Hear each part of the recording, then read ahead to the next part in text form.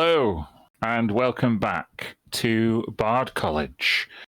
We had a huge live game at the weekend with two guest players, Andy, who you may recognise from some early streams, and Gav.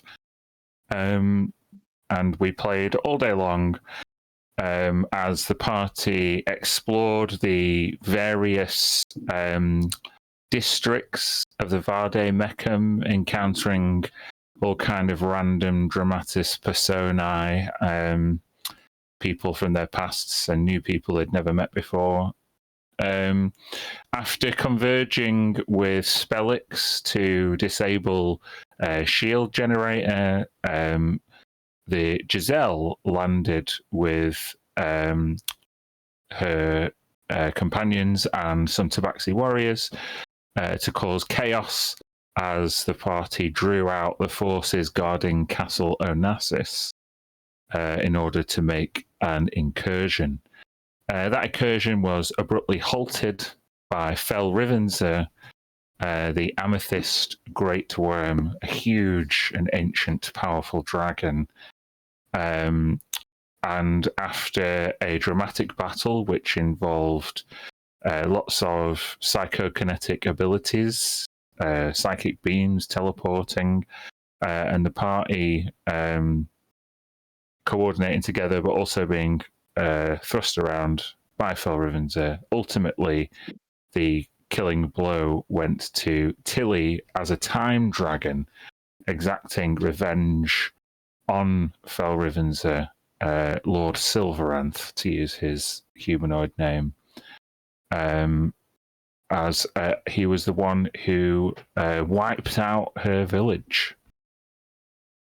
As the amethyst dragon fragments and disappears into clouds of purple dusts, there's various debris and detritus around the courtyard and battlements of Castle Onassis.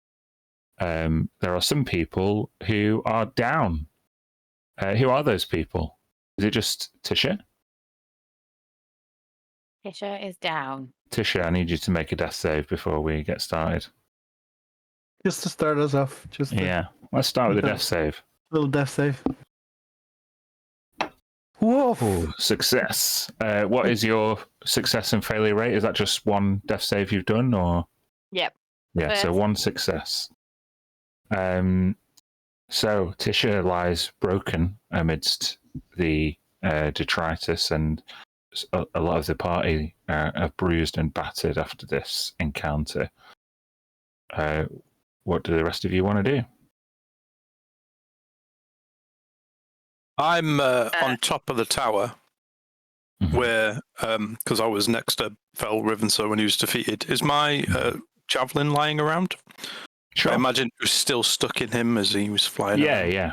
It's amidst a kind of clump of amethyst dust on the floor at your feet. I would, pick it up and walk over to Mir, I guess. Mm-hmm. Come on, and I'll cast Dimension Door to get down to where everyone else is. Dragging Coronac through with you? Yeah. Cool. He just made all this trick, like, and then I don't care. Mia, the Genasi elevator. Okay. Castian, I'm going to say that I can't remember how everyone was, but I'm going to say that you are closest to Tisha. Your kin, as she lies there, much younger than you, but a victim of the same conspiracy and abuse by the same people who did this to you. You see across her temporarily kind of peaceful face the similar. In fact, I'm going to make you do a perception check if you don't mind, Castian. Okay.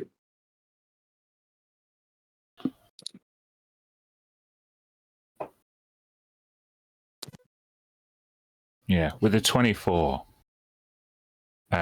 you see her head kind of slumped over to one side, and you see a brand on the back of her neck made from a hemocraftic rune, something that you would have been burned with at a very young age somewhere on your body. Where would you say Castian would have been branded on his body?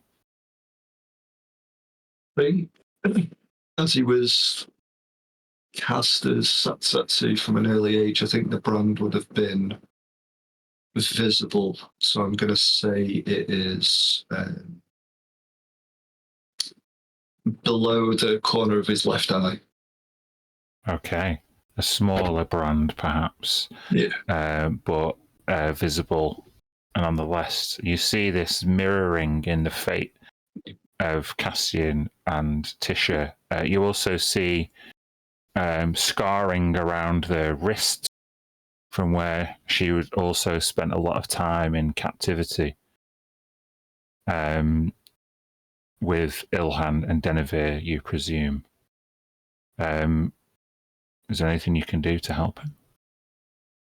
Oh, he's still restrained from the end of last session. No, when Felrivenzer was destroyed, his magical power over you all dissipated. I don't have anything to help, but I will run over and sweep her up into my arms. Mm-hmm. Just shout, I need help! And just looking down at her and hoping someone will come and provide some aid, I guess. In that moment, you see Mia and Koronak emerge from a magical door next to you. Is anybody else rushing to Tisha's aid? Ready. But Red and Smoke would be as well. Tilly's still a dragon over the tower. The tower, yeah. And I remember when we finished the live session, Koronak ran up through the tower and shouted something about everything being empty and the wedding's not there. And having heard that and seeing everybody down there and Mir arriving to help, he will try to use this time and her perspective to have a good look around to see if I can see something that would be our next destination. So we don't have a lot of time. From the height that you are at, I will give you advantage on a perception check as Time Dragon.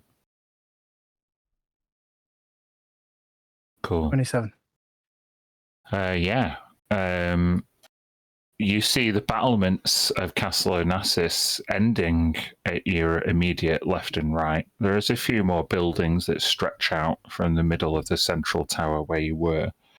So you know that Koronak couldn't possibly investigate everywhere, but at least the central bit is he had a look at. As you claw your way around the central column, you look back. And you see another floating island, possibly with a 27, possibly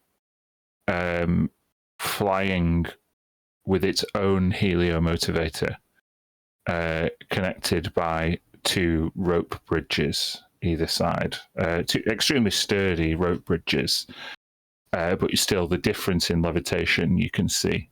And there is a grand cathedral in the middle of it. In the middle of it. All right, that's this bit 7. Mm-hmm. Okay. Upon seeing this, I will land next to the party. I'll say Red. You rush to help. But Smoke, his attention is drawn to something unusual. And I say Smoke because Smoke encountered the Sacred Crystal Clan, where and the rest of you were there. This is where Tisha was temporarily inhabited by Talos. This is where he found an entire clutch of tabaxi worshipping this kind of magical stone that had found its way into the earth.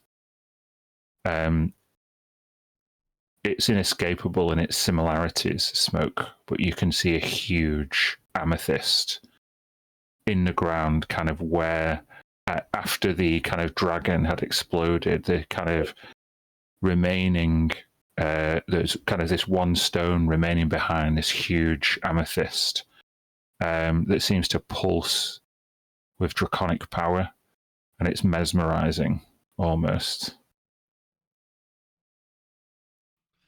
Yeah, maybe he sort of stops in his tracks and keeps his eye on it. Yeah, you could make a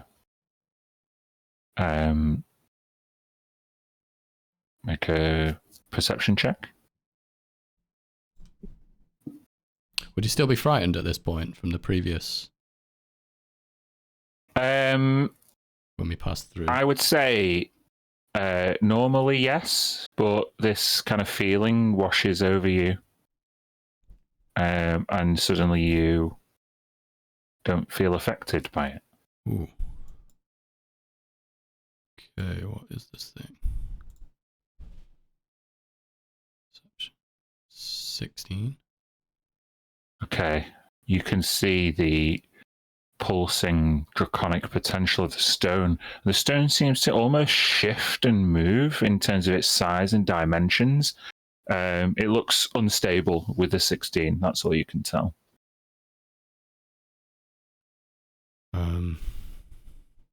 Is there anything we should do about this?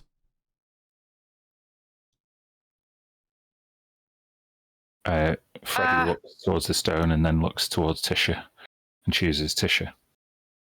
Yeah. I'll cast Yeah. a very quick spare the dying on Tisha.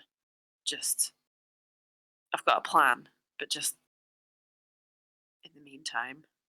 As you come through the door, you rush to Castian and cast Spare the Dying, brushing Tisha's hair across her forehead and imbuing her with magic, which, saves her life, if not bringing her back to consciousness. Yeah. Freddy kind of stands up behind you and says, will she be okay? I couldn't move. I couldn't get to her. Should be fine. Should be okay. I just want to get all of us together, so I can help the best I can. But I want to make sure that amethyst isn't going to blow up in Smoke's face. What's it doing? Do you know, Smoke? It's just looking mesmerized by it, I guess. Probably mutter something like the Crystal Clan. Remember what happened? Top of the mountain? Oh, yeah. I'm gonna try to smell it. Yeah.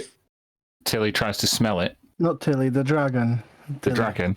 Yeah. Yeah, I'm gonna try to smell it. See if I can get a vibe from it. Of some kind.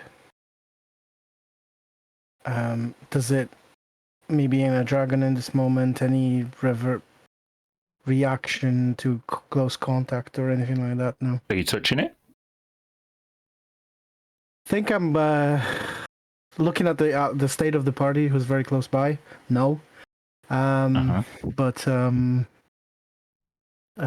if I get very close to it but without touching it, there's no reaction. No. Okay. It does. You can make your own perception check if you wish. If you're smelling it, that's what will guide my description. All right, got a natural 20. I mean, you get close to it. It doesn't give off a particular scent because it's a crystal. But you can feel, as you put your nose close to it, it's kind of warmth. With a natural 20, you see Smoke kind of being cautious.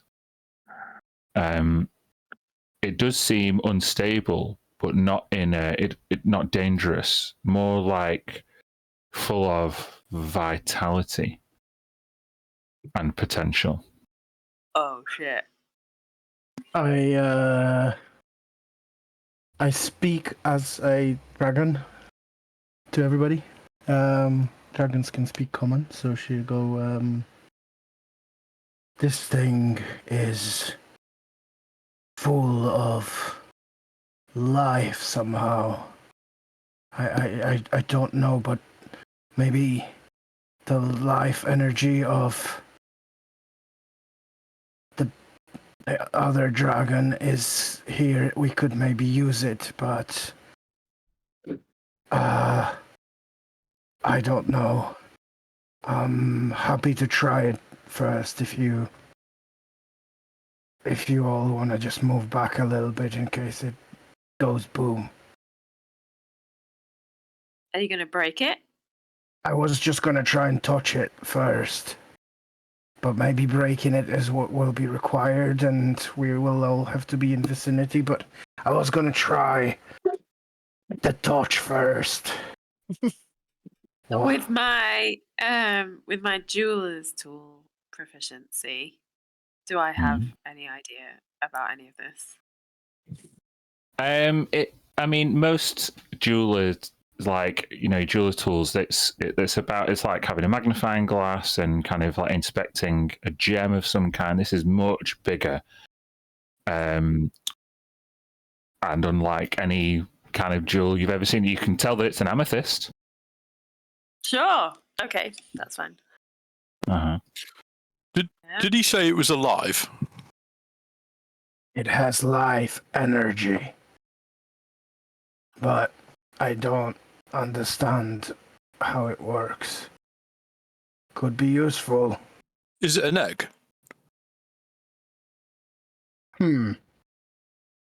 Like, did that big purple crystal dragon poop out a little baby crystal dragon? Well, I hope not. That would not make me feel good even if it was my enemy. I just killed a pregnant dragon. But I don't think so. I don't think it's a baby. More like Red, can you do your like magic thing on this? I think there's lots of magic from it. Red will carefully approach it. And Freddy goes up behind you. Bit scared, but I wish Ornax was here to tell us about all this dragon stuff. She'll cast. yeah, where did he go? Detect magic. You doing detect magic? Yeah. Yeah, okay, it's magic. Magic. Yeah, you're getting a lot of psionic and telekinetic signatures from it. Oh, yeah. Oh! I can do magic too. You what? Yeah. Well, not me, but this guy, and he kind of points towards his greatsword. And I am going to cast detect enemy, as if from a wand of detect enemy. Nice. So basically, if there's an enemy within 60 feet of me, presence of hostile creatures that are ethereal, invisible, disguised, or hidden, as well as those in plain sight. Okay, bear with me 1 second. Do you want me to That's so cool. just do that?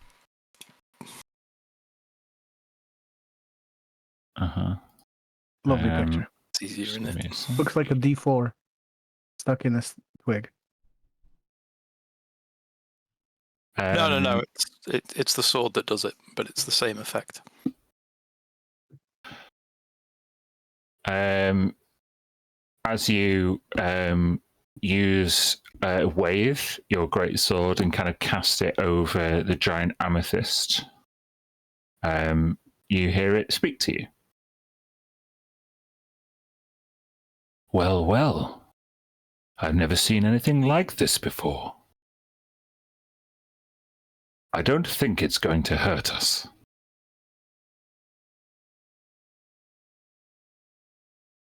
The sword says that it's okay. It Go gets for the it, thumbs Tilly. up. What now? Oh, okay. All right. Okay. I'll very carefully put my clawed paw on the amethyst. As you put your draconic paw on top of the amethyst, you feel your claws drawn to it, and they dig into it. And as they do, you feel a kind of rumbling from within. For a moment, you worry that it is going to explode as you feel this kind of like surge of. It's not electricity. It's just a strange exhilaration, and you feel for a moment unable to take your hand away. And then the pressure of your paw pushes down on the crystal as you grip tighter, and the crystal diminishes in size. And you push down upon it, and you feel as if you are exerting your will over it. And as the this huge, like, I don't know, the crystal the size of a dustbin, like a huge bin that you would put out of an evening, is transformed to one that is handheld. That is an amethyst lodestone. I will tell you, because you touched it, like you would just, rather than like in a way that would cast identify, the psionic energy tells you what it is. Cool. It does require attunement, but given the time at hand, I would say, and the power of just defeating the dragon, I would say if anyone wants to wield it, it would still be. It could attune to you as you could attune to it. I will forego a short rest to attune to it. But it's up to you.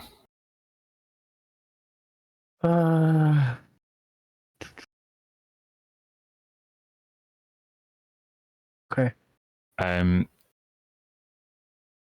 Coronac, while your spell is still active through the sword. Now that arcane resonance has dispersed, I do sense something dangerous.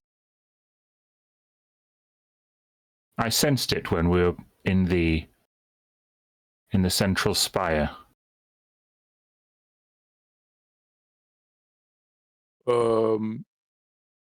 Guys, the sword is saying that there is something dangerous nearby. In the tower that he ran through? Yeah, you are. Yeah, you are like 15 feet away from the entrance, and the door still swings open. Yeah. You can't see anything inside the tower, but the sword insisting there's something there. Yeah. Yeah. Okay. Gather round. I'm gonna try and help us a little bit, and I get everybody in close. Yeah. So if you're doing that, then because of my size, what I'm going to do actually is, and if we're going in the tower, the fucking dragon's not gonna fit in there. So just to remind you what shape change does, during the spell's duration, which is 1 hour, so you tell me probably 5-10 minutes of it used so far. During the spell's duration, you can use your action to assume a different form following the same restrictions and rules from the original form, with one exception. If your new form has more hit points than your current one, your hit points remain at the current value. So I can't heal by switching forms. But what I'm going to do is I'm going to shape change from this giant dragon into a pit fiend, which is CR 20 creature. Cool. Which I also seen. So he's only a large creature and not gargantuan. So screw down at this giant, like, big belly, red skin, gets close to Mir and like, all right, I'm ready, Mir. Okay. I'm just gonna fire off a big stream of spells, if that's okay. Sure. I'm gonna start with a 3rd level Beacon of Hope. Mhm. And then do a 5th level mass. Oh, yeah, it has to be a 5th level mass cure wounds, which gives everybody 30 hit points back. Mm-hmm.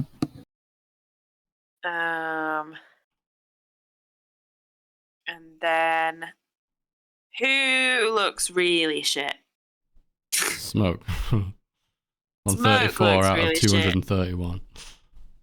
Jesus. Okay, I'll cast an 8th level heal on Smoke, giving him 90 hit points back. Thank you. I imagine Tish is pretty shit. So Tisha's now at 30 and Giselle is Giselle's. at 31. Okay, I can't do loads. I'll cast That's better than 1. 7th level heal on Giselle. And I'll give my potion of supreme healing that I think Red gave to me. I'll give that to Tisha. So that will be 60 hit points back to Tisha if she drinks it, which presumably she would. It's the 7 level heal on Giselle. That was 80 hit points. 80. So it's a potion, did you say, that you gave her? Yeah. Supreme. I'm going to accelerate it so that you are getting double the heal from the potion. Cool. Holy shit. So 120. Wow. That's Yep. nice. And then I am mostly quite battered for spell slots now. Yeah. I will say I'm sorry, Mir. Until this form finishes, I can't do any spells, but if I can use it for a bit longer, I will, and then whatever heals I've got will be yours. Mm-hmm. And I will take the stone, and knowing what it does, I am going to turn to Castian and give you this stone and say, I saw you in the fight. You were often frustrated you couldn't get to it in time. This will change things, I think, for the better. If you want, that stone I pasted gives you flight, gives you some gravitational shit. You can have a look at it if you have a attunement slot. I think it's gonna be quite good for you, Gav. Actually.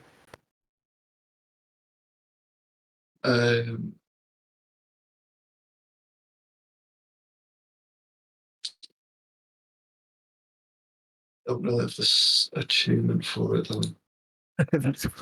Well, you can have it if you change your mind. I'll let you attune to it. Just not during a fight. That's the only thing I would say. Yeah. I'll take it. He bows his head. Thank you. So, I saw I think, where we need to go next, maybe. You said you sensed danger here in the tower. Didn't you go into it, Coronac, and it was empty? Yeah, it looked like there was a big party. Right. It's A dangerous foe indeed is near.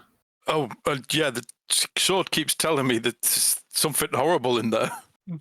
Right. Okay. So I will just tell you what I saw when I was flying up. There is a small little piece of broken land, a separate island, if you will, just behind the castle. It's a bit lower. You can get to it through rope bridges. And it's got this giant cathedral-looking building in the middle. Kind of felt like cathedral, wedding, maybe. Yeah, but enemy and presence. Or enemy there. Yeah, I just wanted to let you know what I saw, that's all. This form has another 50 minutes, so what are we doing? Can I, during this time, have spent 1 minute to use my Pact Regain spells feature? Sure. We'd been there for at least a minute. A minute entreating your patron for aid. So, how do you entreat your patron for aid? In prayer, I think in celestial prayer, amongst a lot of apology for asking to, pull the attention of the Celestials while all of this is going on, and they're probably fighting their own battles right now. But please, we just need a little more. The journey isn't quite done yet. We need every last ounce of strength we can get.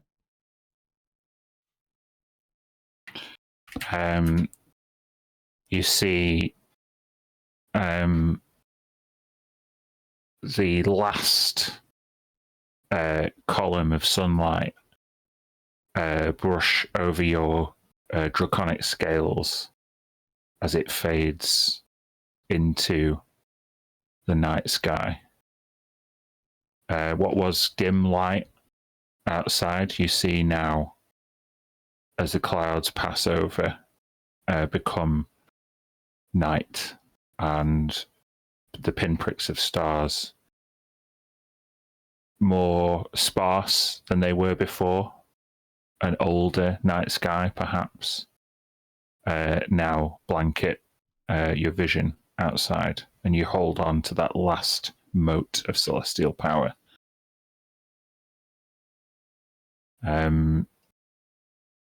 So what are you doing?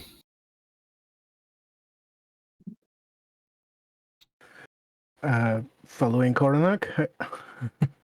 Yeah, I'll still have Detect Magic up. If there's anything magical within 30 feet, maybe I can spot something. Okay, Coronac, you stand in the entranceway of this central tower. Mm-hmm. What do you do? Well, I'll draw out Waif and look around, see if I can see this deadly enemy. You make a perception check.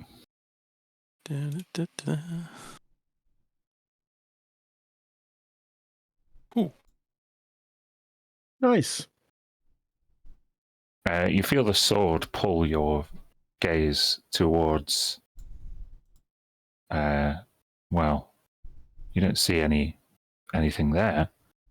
You're certain there's no enemy, there's no monster here. You're certain of that. It's a reception area.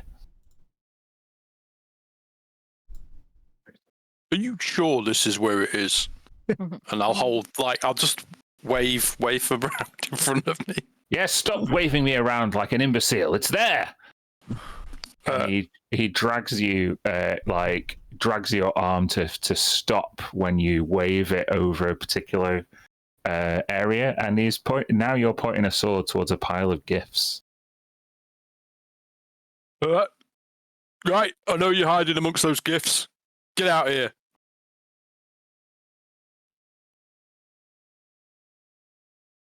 I'm not sure it has the capacity to respond. Go. I know Dan all too well. It's not going to be, is it? No. Everyone's behind me, yeah? Just guys, you're all Mhm. behind me? Yeah.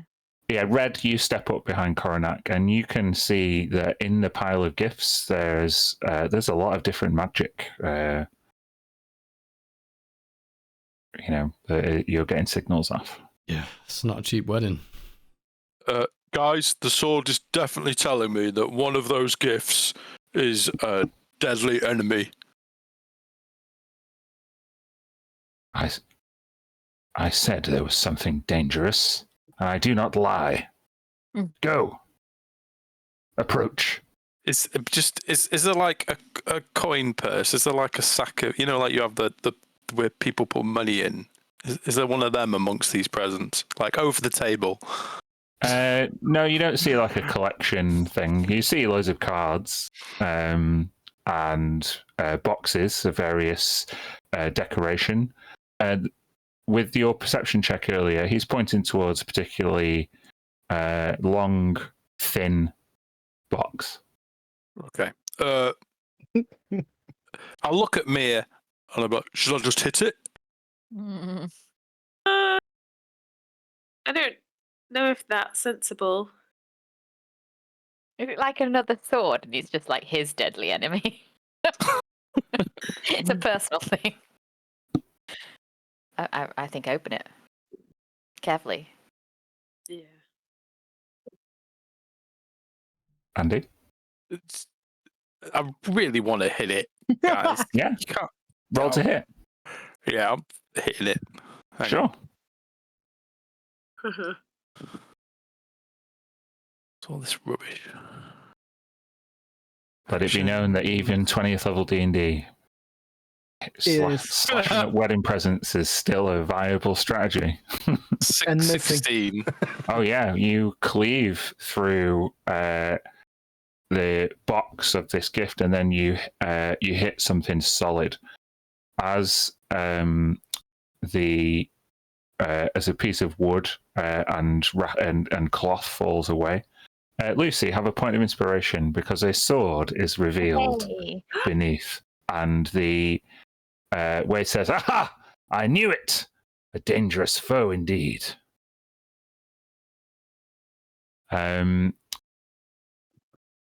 I've seen this masterwork once before. Andy, you can see a sword with an amethyst blade. Yeah. Ooh.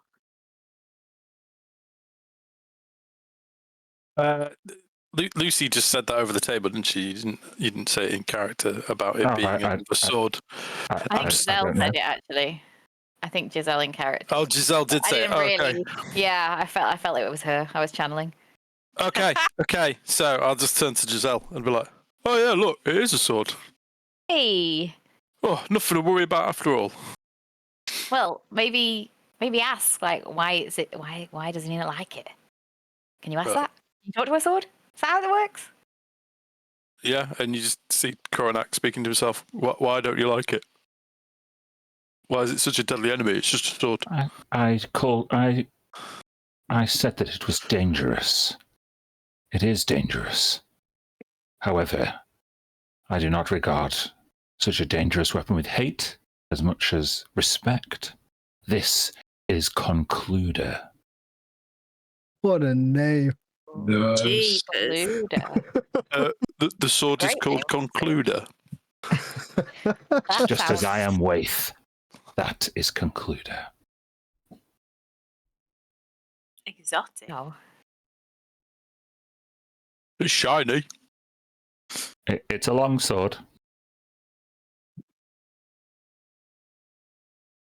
It's a bit small for me.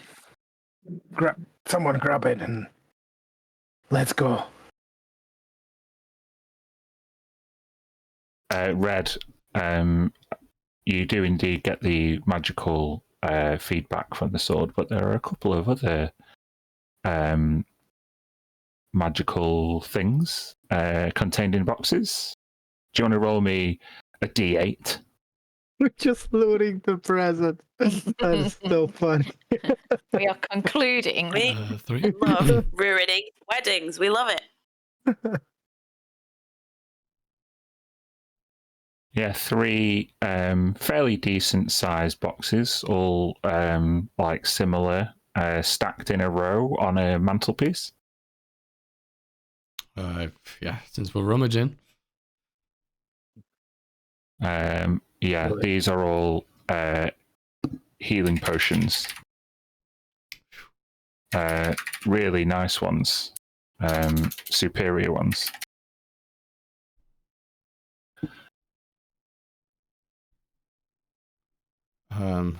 Wow. That's the top one, right? Superior. I think so, right? Super. There's Supreme, which is... Oh, sorry, they're all supreme healing potions. You get 3 of them. Damn! It's like 6,000 a pop. Who needs Much them money. most? Should have There's looted something- before those spells. Are they like 8d4 plus 40? 10d4 plus 20 supreme healing. Damn! Nice. 60 Does hit anybody points. need one right now? If you do, let me spice it up for you before you drink it. I mean, Smoke will take one. How bad is everyone's? Who's still lowest? I'm on 95, but I've just found a thing that I can use to get some HP back, so I don't think I need one. Deft Explorer Tireless. Can get back 1d8 plus my Wisdom modifier per use, and I've got 6 uses. Cool. So I'm going to get HP back that way. It's only temporary HP, but still effective. So Nice. Castian just goes back to the doorway and stares out the way that we've come, and I think tirelessly he's just starting to seize with rage. You can kind of feel the temperature and the steam coming off him. Oh. Okay, I'm going to roll that. Is anyone taking Concluder? Oh, and I'm going to attune to the lodestone as well, Dan, if that's okay. Cool, that's fine. If Coronac's not using it, I guess Smoke will take a look. He's the only other sword user, right? Yeah, other than Castian. Yeah. But yeah, if you want to post a description, you can. It might give people information. It's one of 9 legendary blades. It's a +3. In addition, when you hold the sword, you can use your reaction to make a melee attack with it against any creature in your reach that deals damage to you. So you get like a reaction attack when someone hurts you. Any damage dealt with this special attack ignores any damage, immunity, or resistance the target has. That's insane. That is insane.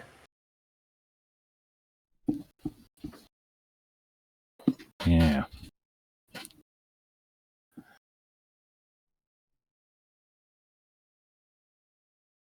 That's pretty epic.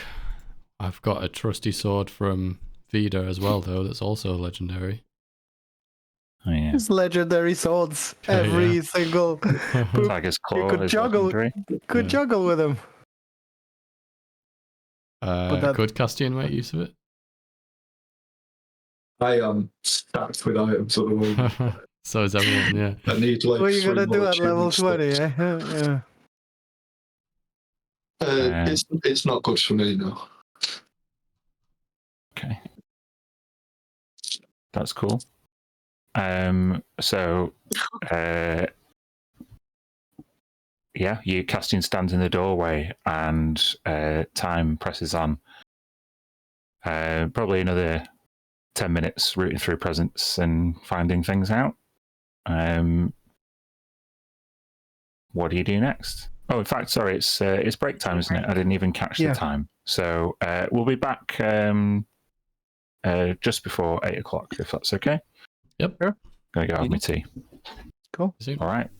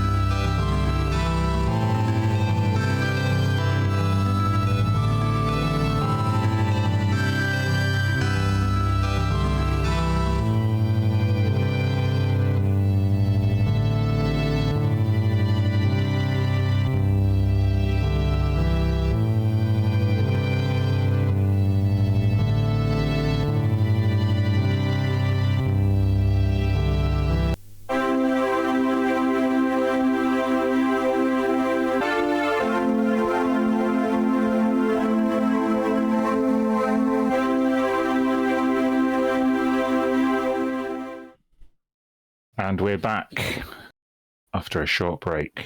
The party intend, I think, to move towards the cathedral across the rope bridges.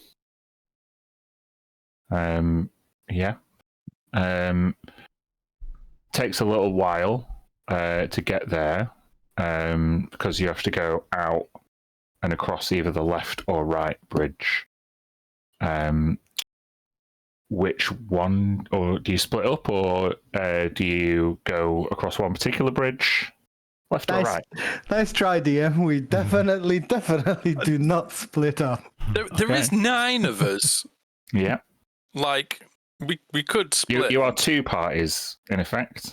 Yeah, like, we could go left and right. I mean, we could. Is there a reason to? Don't really want to walk across a rope bridge with a pit fiend either.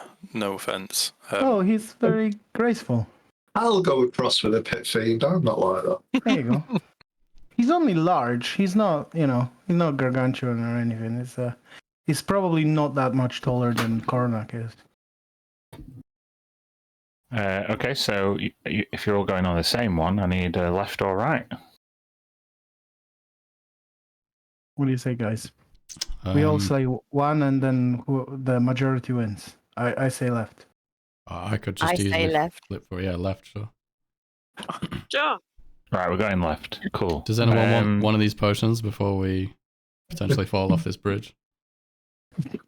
Fall off this No. bridge. Yeah, good Does point. Smoke still need some stuff though? Yeah, because he's still like 100 HP down. Yeah. All right, I'm gonna so take one. I'm gonna spice it up for you, so you can roll your dice and then double that. So how much is it? It's 10d4. So it's 20d4. Oh wait, hold on a second. No, sorry, that is actually wrong. The herbarium specifies that I can make the drinker vulnerable to the effects of the potion. That means you roll your dice, you add the 40, and then double that. Whoa. Wait, That's what? basically, there's no chance for you to not recover all your missing hit points from one potion. Wait, it's normally 10d4 plus 20, so I do what? 10d4? Oh. And 10d4 plus 40. Well, no, sorry. Do 10d4, add the 20, and then double the whole thing at the end. Okay. So 48 times 2. Okay, nice. So that 96. 96. I have to check because that might not literally be all of it. Oh yeah, not quite, but it's close. That's good. Okay. A lot of HP still. And then the other 2 potions should give some people are. I think Mir, have you got any at the moment? Potions? Yeah. No. I think That was it. I think the cleric should get one, definitely. Okay. And then whoever else wants the other one, maybe Tisha or I don't know, Smoke at the front lines, or I'm good anyway. I'm not staking a claim on it. Maybe Tisha. Right. We Yeah. kind of have to definitely keep you alive. I'll hold it. Yeah. Okay. Okay. Okay. You are heading towards the left-hand rope bridge. As the island connected to the rope bridge floats at a similar elevation to the main Vardemecum island. You see that now night has fallen. In fact, let's all make a perception check, shall we? Group perception check.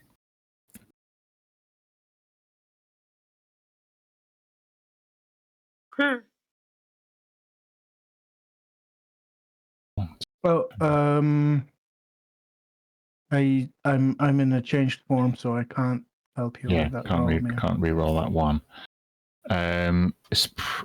So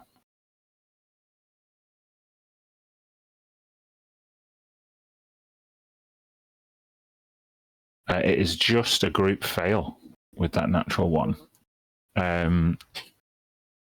You make your way across the rope bridge hastily, because what you do see across the other side is this cathedral that is flanked by an organization of domed buildings. And each of these domes has got a large emerald encased in the top. At the far end of the building, you can see what looks like an observatory, a golden observatory of the finest elven gilded technology. As you get across the rope bridge hastily, you can see the observatory lines up what looks like obviously a telescope, but it becomes very clear that in that moment it is not. And it fires a green cascading beam into the night sky, and you can see the very fabric of reality melt in upon itself as a huge portal, the breadth of which you have never seen before, begins to materialize. Such is your haste to run toward this machine that you don't realize that 9 people across this one rope bridge is way too much. I need a dexterity saving throw as the rope bridge cracks under the weight of you all. So yeah, dexterity saves, please. Pitfiend has a fly speed. Mm-hmm. Would I be okay to just fly across? You can fly now, but I'll make the save. Okay. I get advantage, I guess, because I can see. Yeah. Cool. Just because my first roll was rubbish. Second one's not much better though. It is better. Okay, then Red, Smoke, and Mia, the rope bridge cracks and you go flying towards the rock. Everybody who grabbed on, which is everybody except Red, Smoke, and Mia, smashes into the side of the rock and takes 12 points of bludgeoning damage. However, unless you failed, in which case you are now falling. Fall. You cast Feather Fall? Yeah. Okay. That slows your fall speed dramatically, as reduces it from about 300 feet per second to 60 feet per second. So use your reaction and save yourself, Red and Smoke. Yeah. Okay, they're still falling. Are they falling down below to the continent, or? Yeah, they're not going straight towards, but they're falling downwards. Yeah, Okay. Very gently. Everybody else is grabbing on to some rope. I would like to use my flight and go pick up one of them. I think Mir probably, and try to coast her over to the island. Yeah, you do that. Smoke and Red are falling. If Red could use the eagle whistle to fly and then possibly grab hold of Smoke, are we sort of like, if we're in the effects of Featherfall, are we lighter than usual, essentially? I will give you advantage on an athletics check once you've used the eagle whistle. That's my concentration save on the spell. 14. Yeah, you just about managed to shepherd Smoke onto the rocks with a 14, and with his climb speed, he grabs on. But yeah, now you are all either hanging on to a broken rope bridge or the cliff face itself. Mia is being carried by Tilly the Pit Fiend. Tilly Fiend. Mm-hmm.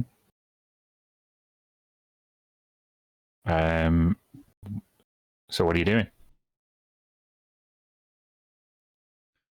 Smoke there will anyone- try to climb up and just corral and lift anyone else up that's still over the edge. What are you saying, Andy? Who like? Is there anyone near me? Yeah, anyone's near you. You choose. So I'd probably just grab the nearest person and start hauling us up the rope. You decide who that is. Don't know who. I would have been near Mir. Who's Mia's flying. Castian? Screw it. He says, I'm okay, and shows the lodestone. Grab someone else. I'll wait here and see if anyone falls. Giselle then. She's okay. I think we've got rid of Smoke. Freddie is slipping. Oh, grab Freddy. There you go. There you go. We saved Right. the NPC. Yes, mission accomplished. Cool. All right. Then if you're flying or floating, then you don't need to make this check. But if you're climbing, just an athletics check to get to the top.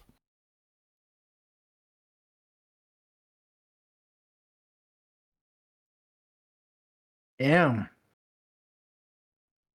What? Okay. Is that everybody else? Everyone's good? It's me as well, so Yeah. Oh, yeah, there we go. 8 athletics. Okay. You are holding the lodestone in one hand, Castian. You shepherd everybody up, but being grabbing on one-handed, you start to slip. I have enough time for a bonus action. Sure. I'm going to cast Flight from the lodestone and just... As you slip, you grasp the lodestone tightly and feel your feet come away from the edge, and the falling sensation that you felt immediately dissipates as you are now 5 feet away from the rock face, just suspended in the air in this strange kind of almost imperceptible purple bubble. Are they attuned to that now? I am going to just shepherd up, following the last person, making sure that everyone's ahead of me. Yeah. Everybody gets up to the top of this island. You can see when you come on the rope bridge, maybe I don't know, maybe quarter of a mile, there is a pathway that winds towards this imposing golden cathedral that is firing this beam of green light into the void.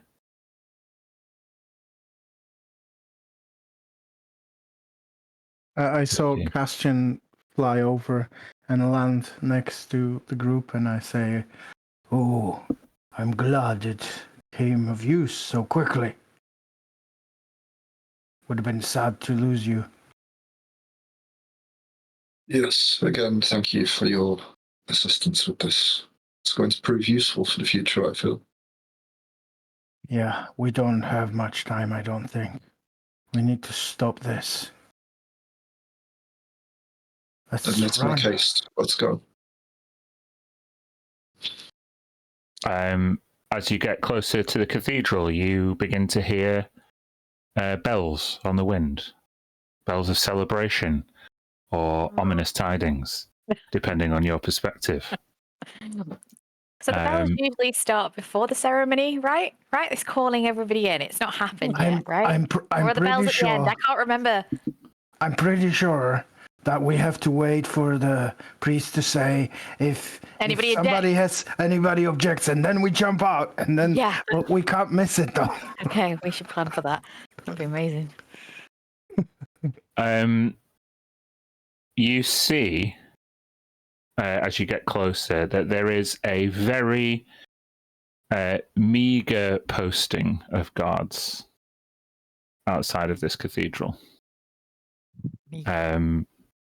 A couple of robed humanoids, maybe a Marilith or two. How do you approach? I think I'll fly right towards them and try to try to use my fear aura of the pit fiend to chase them away, so we can go in. Wisdom save. So you fly ahead and over as close as you still have to. You get within 20 feet of them, so you can't fly too high. But yeah, sure. As you fly out, I'll get them to make saving throws. Give me a second. Sure.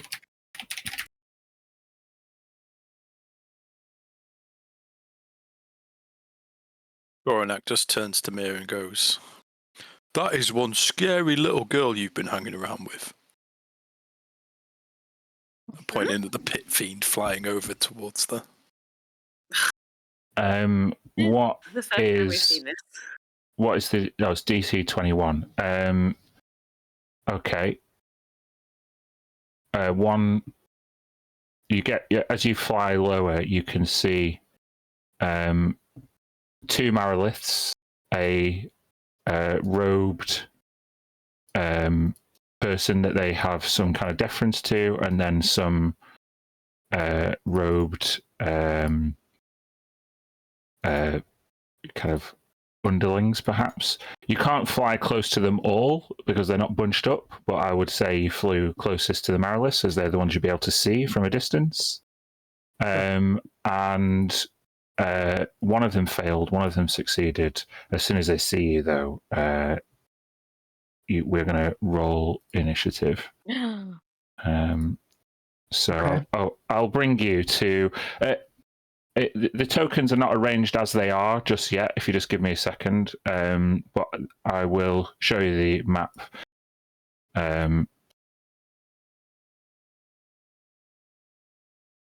Which hopefully you can see now. Oh yeah, it's gorgeous. Holy moly. So yeah, make sure your token is up to date with the right hit points, etc.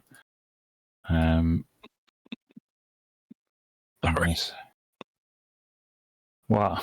I've got 30 out of 52 hit points. Yeah, that's an old token, obviously. That's an old token. That's a really, really old token. I'm not here at all, but it would be Pit Fiend anyway. Who? Oh, where's Tilly gone? Oh, it's because I keep putting her on the different layer because she always changes. She always changes. So yeah, sorry, I will grab her. Hold on. I'll give you a Pit Fiend token. I'm sure I've got one. Cool. Oh, come on. We can roll now? Yeah, you can roll. Okay. Oh, my one Pit Fiend token isn't quite how I would like it, but it'll do. Beep. Yeah. They're large, right? They are large, yep.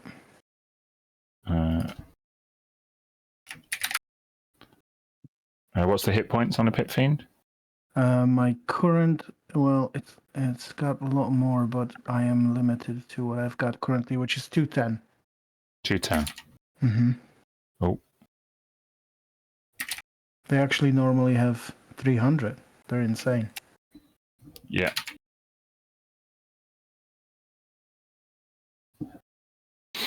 Okay, cool. So let me just deal with some of these.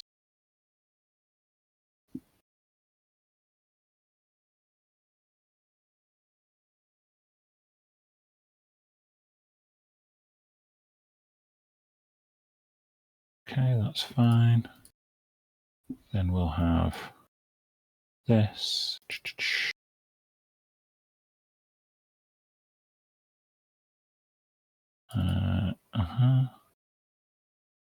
And then finally, give me a second.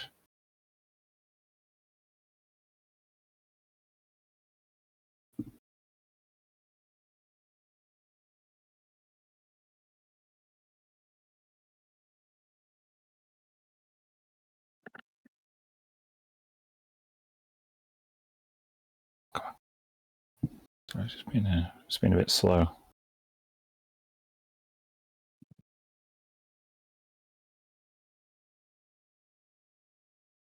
Come on. That'll do.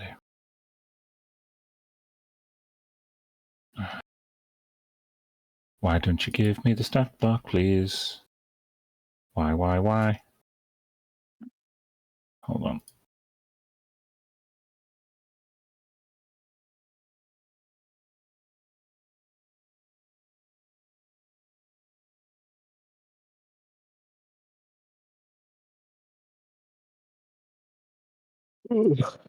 Sorry, I don't know what's going on here. I guess this is a... Here we go. Cool, right. We're facing.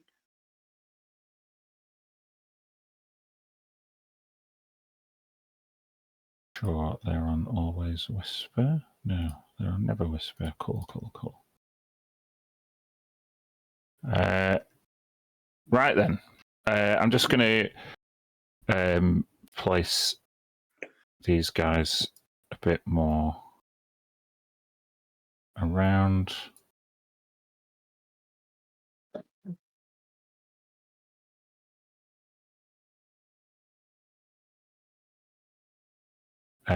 Okay.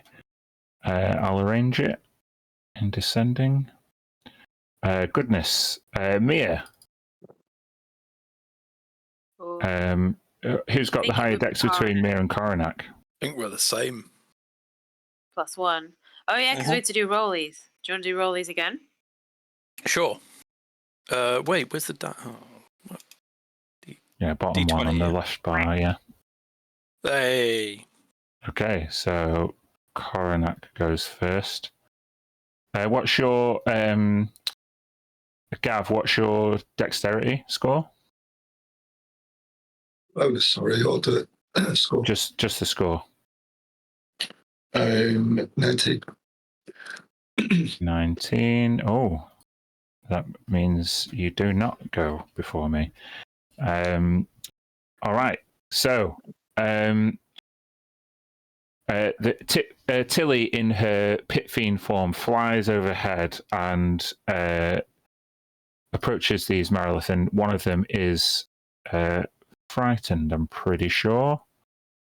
Yeah, it actually happens at the start of the turn, but if you call it before the fight, then that's fine too. Yeah. You took action and it's happened. Yeah, the already, other I would one. say. Yeah, sure. The other one is immune, basically to. Okay.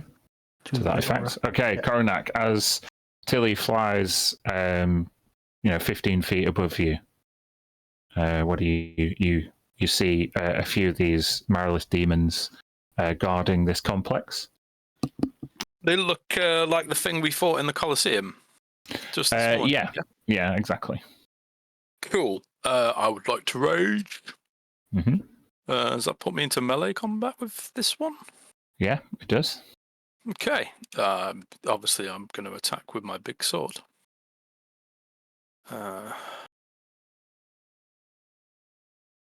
Does a 20 hit? It does. Okay. It will that one is the one that isn't frightened, so it's going to use its reaction to parry. It's got 6 arms and they're all wielding swords, so it parries that first hit. Nice. Do you have another attack? Yeah.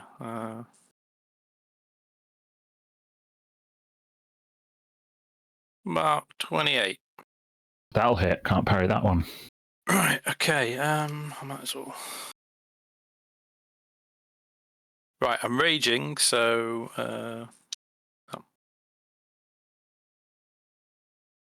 Okay. I've rolled damage. There we go. Plus 4 to that. Wait, isn't there? Oh, it was Mir that was giving. Yeah, Mir was giving us radiant damage. That has ended. Is it still? No. Oh yeah, yeah, because it just lasts. I need a 30-foot radius on me. Okay. Like an aura. Yeah. Can everyone else see that aura? Yeah. Okay. Cool. So roll an extra d6. So roll 20. Plus 23.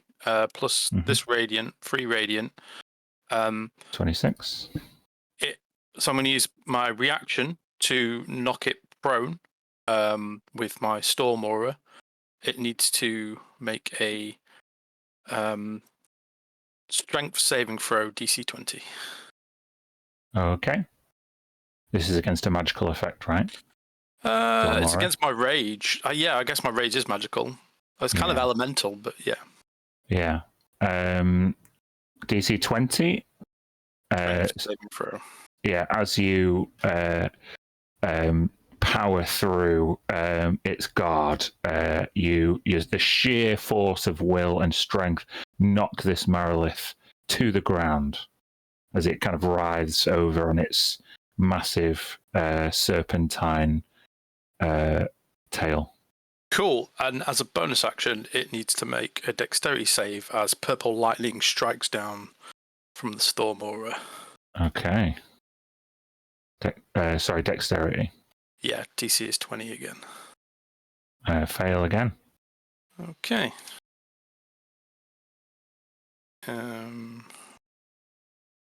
That should have come up to VTT. There you go. 13 lightning damage. Okay. Coronac asserts his will on this particular Marilith and emboldened by his storm aura, lays one out on the ground. Is that the end of your turn? Yes. Yeah, sorry. Yeah, that's the end of my go. Mia. So there's this one on the ground in front of Coronac.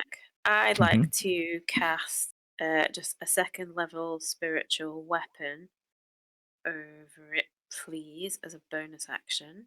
Sure, bear with me.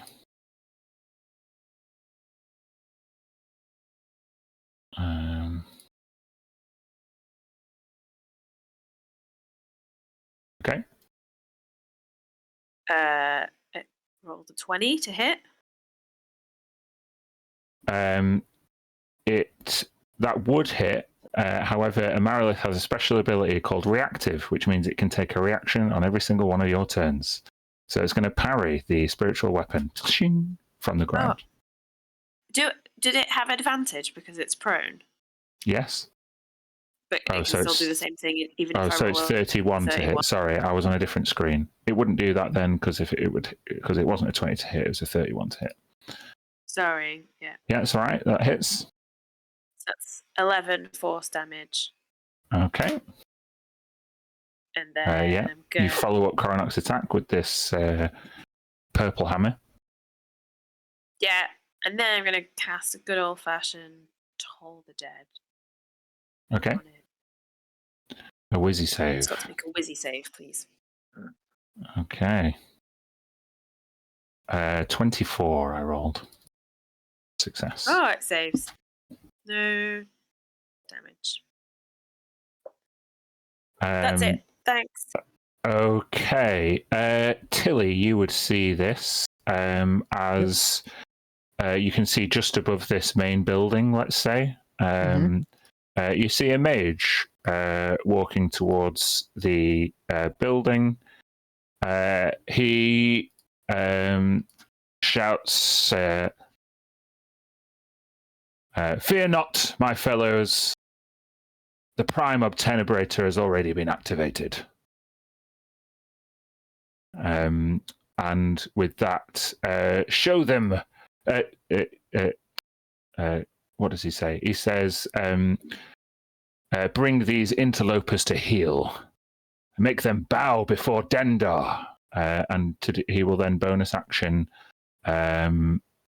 teleport, and he will do that here.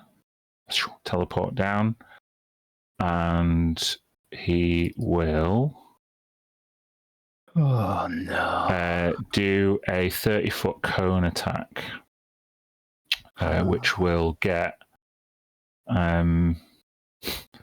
pretty much everyone. Yeah, because so even if I'm 15 feet up, he can. it's a 30-foot cone, isn't it? Yeah, So I need a wisdom save from you all. Castian, this doesn't affect you, and Tisha, I will give you advantage. It's a spell, right? No, it isn't.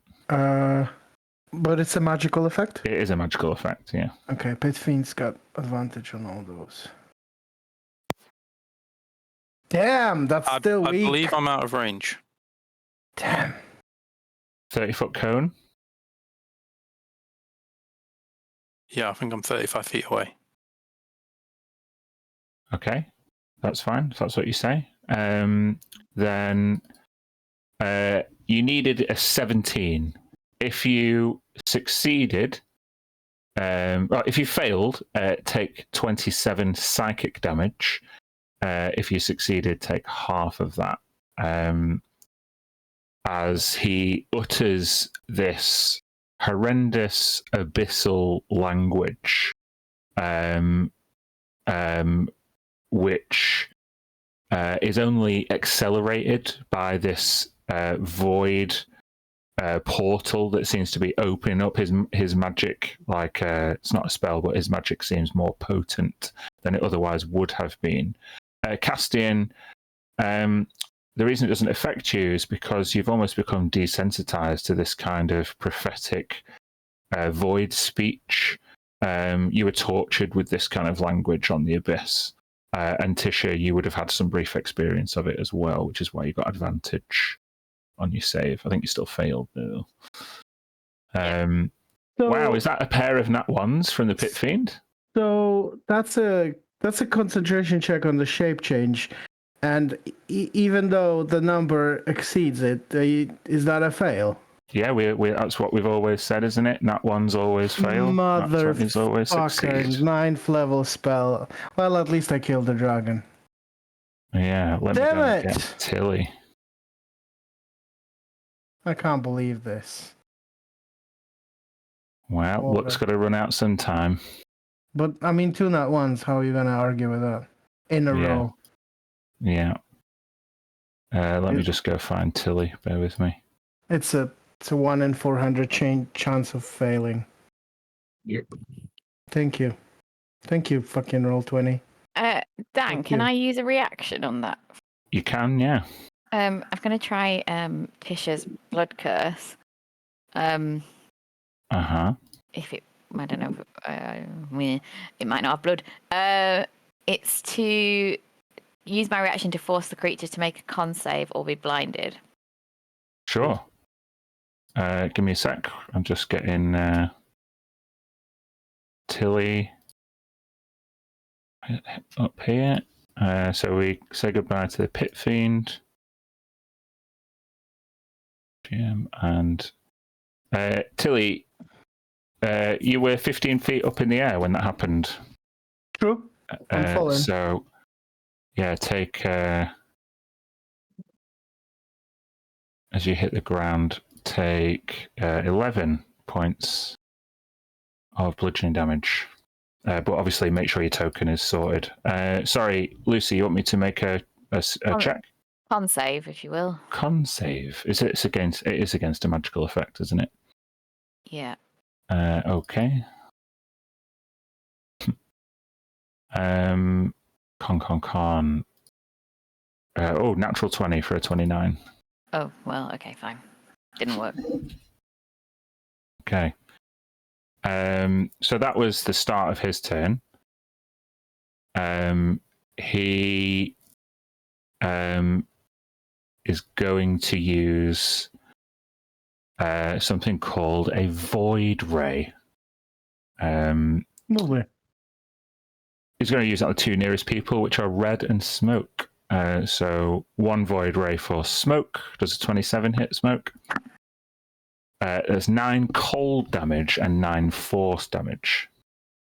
And then he'll cast 1 at Red as well for a crit, which will be 19 cold and 30 force.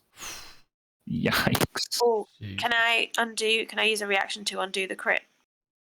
Did you... Yeah, you haven't already used a reaction, have you? In this combat? No. Okay, cool. That's fine. Then it's just 9 cold and 15 force for Red. Good shout. Okay, he teleported. He's going to use his movement to step a little bit back. And now it's Castian's go.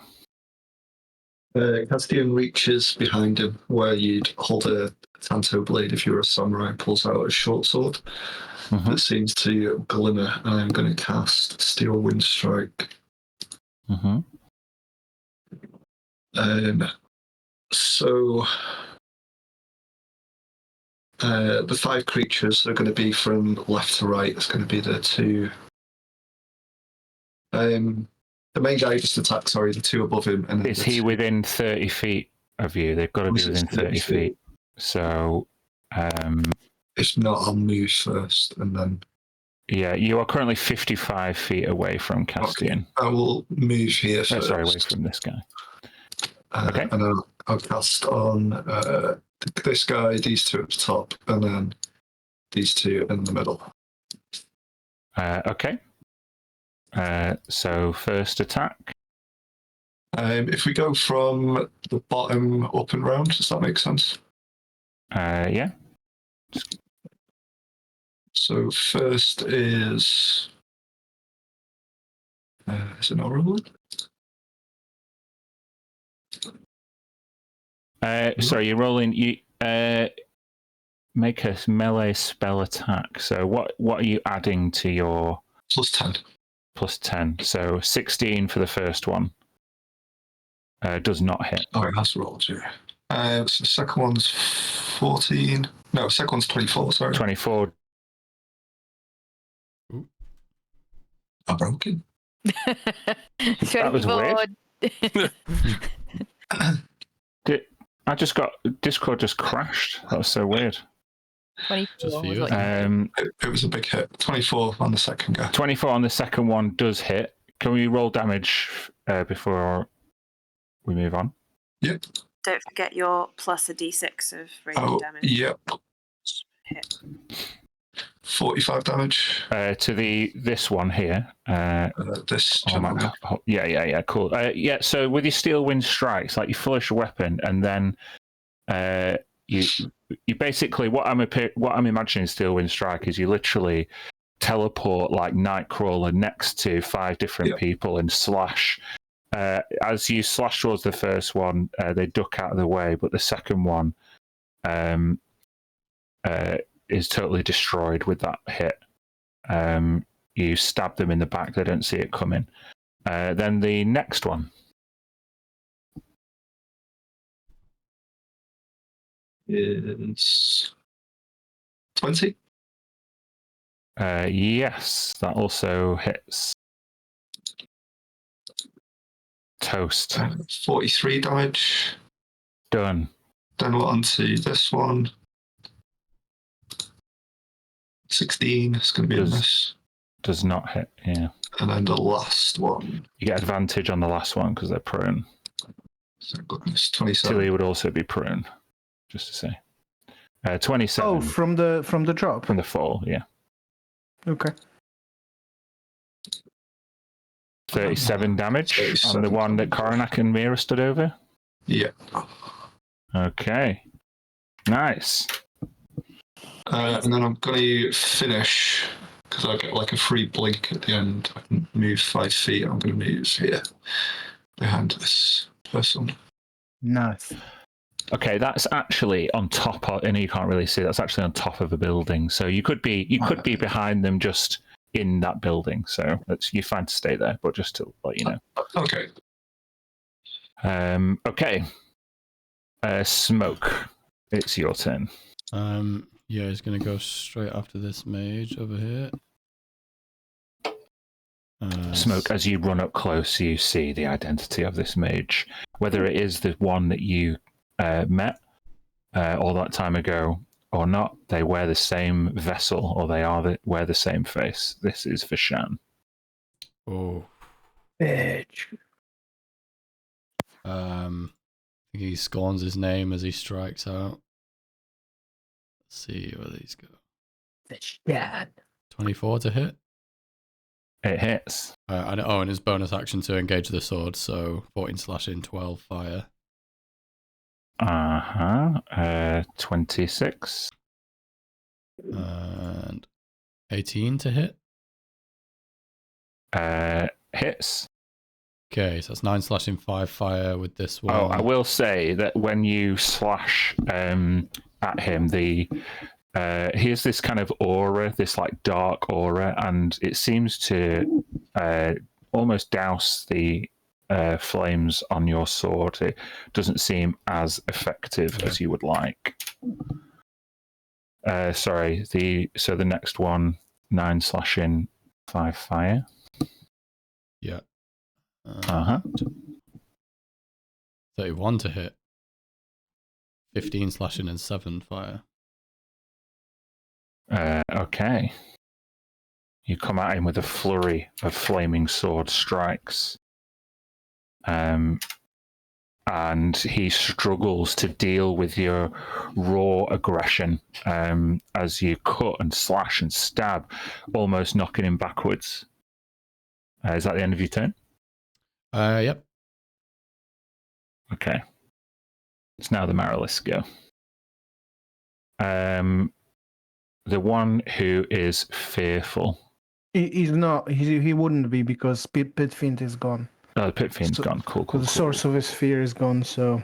Yeah, no worries. I will remove that token. Well, they are going to summon some support.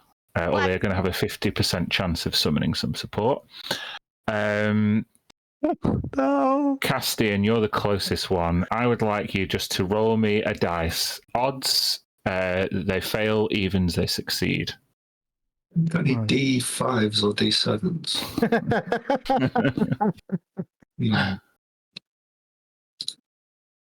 Ah!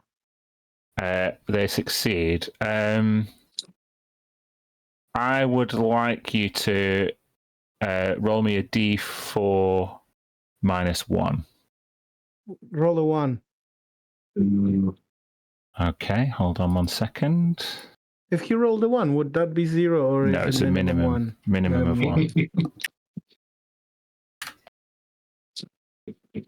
Okay, you've seen these fuckers before. I haven't got proper nice tokens, but there's 2 Glabrezu No! who join the party.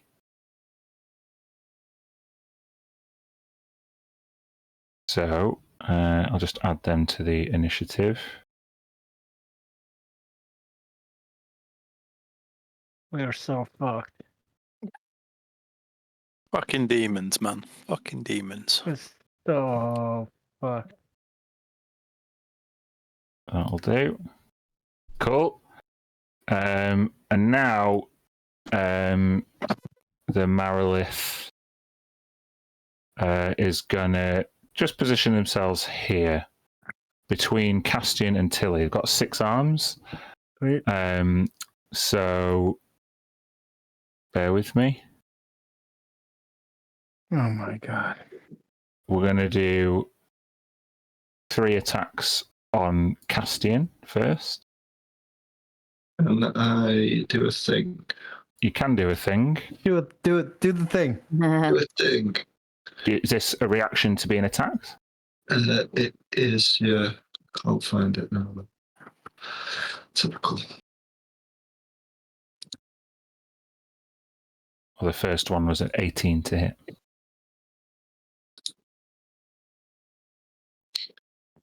Remember as well, if you're in my aura, you get a +1 to your AC and a +1 Really? to saving throws Mhm. against spells and magical effects. Sick.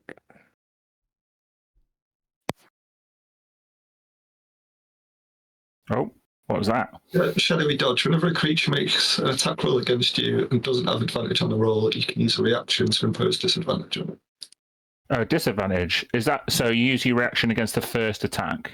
Yeah, I would have done, yeah. Okay. So, I'll just roll again and take the lower. Oh, natural 1 on the second one, so that misses. Its second attack is a 16. Does that hit? Probably No. not. The last attack that you're going to take is a 28 to hit, so I assume that hits. That does help. Takes 16 slashing. Jesus. Nice.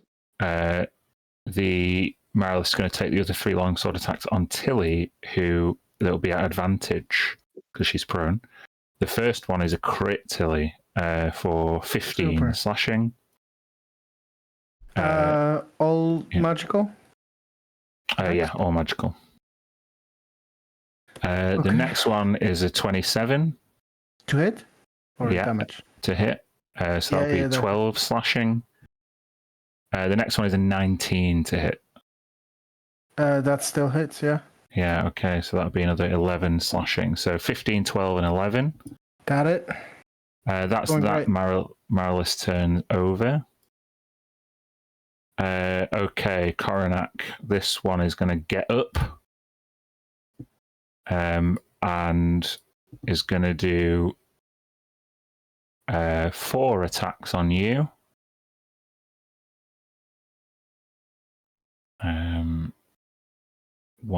First one's a crit. So that is 27 slashing for the first attack. Next one is a 19 to hit. Does that hit you? Just misses. Just misses. Next one will miss. Oh, and the fourth one is another crit for 20 slashing. I'm crits already. Yeah. Because I'm a noob and I've never played D&D before and I've never played a barbarian before, I completely forgot that I have resistance whilst raging to slashing, piercing, and bludgeoning damage. Mm. So that's 24 damage total. Is it from non-magical attacks or is it from No, rages, all of them. all of them? Yeah, cool. So yeah, half that shit. Yep. Cool. It is then going to make 2 attacks against Tilly, who's also there. They will both hit for a total of 26 slashing damage. Cool. And instead of doing a summon, they're going to do a tail attack. So it's going to try and grapple you with its tail, Tilly. Cool. 23 will hit you. So take 18 bludgeoning damage and become restrained in this Marilys tail. Sweet.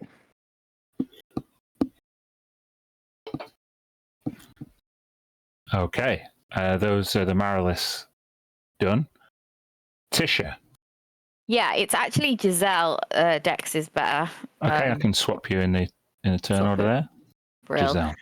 Okay, Giselle's gonna Eldritch Blast. 2 at that one, and 2 at that one. Cool. Okay.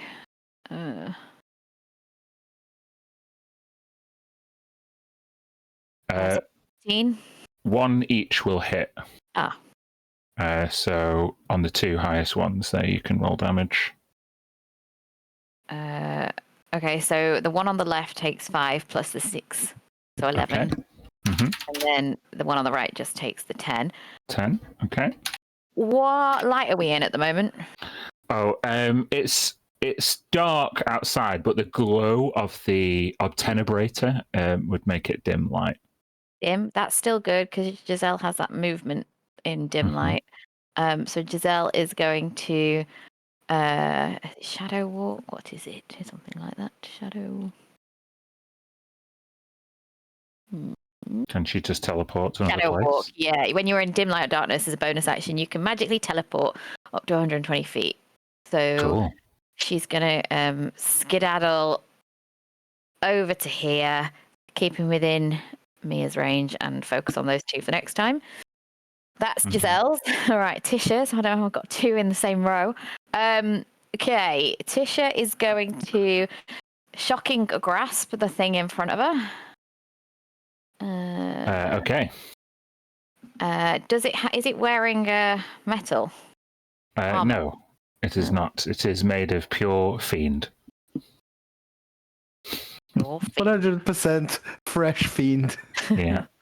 Straight, direct from the abyss. A 17 just hits. I think that's just 23. It wasn't. Yeah, great. 23. 48. Okay. Yep. And then that was the action. And then bonus action, she's going to try a blood curse, which is going to be the blood curse of the boiling, which is aimed at 3 creatures within 60 feet. Mm-hmm. So 1, 2, 3. Okay. And con save, basically. Con saves. Let's do the Glabrazu first. This is against a magical effect, yeah? It's a blood curse. Yeah. Magical effect. Yeah. 25 and 28 on the Glabrazoids. I don't know what the plural of a Glabrazu is. And then the Marilith will roll a 20. Is that enough? They all succeed, and it's all magical very resistance, eh? depressing. Yes, they will not. It's all very depressing. She's just like, damn it. And that is the end of Tisha's go. Cool. Well, it's the Glabrazu's go now. So Tisha, they are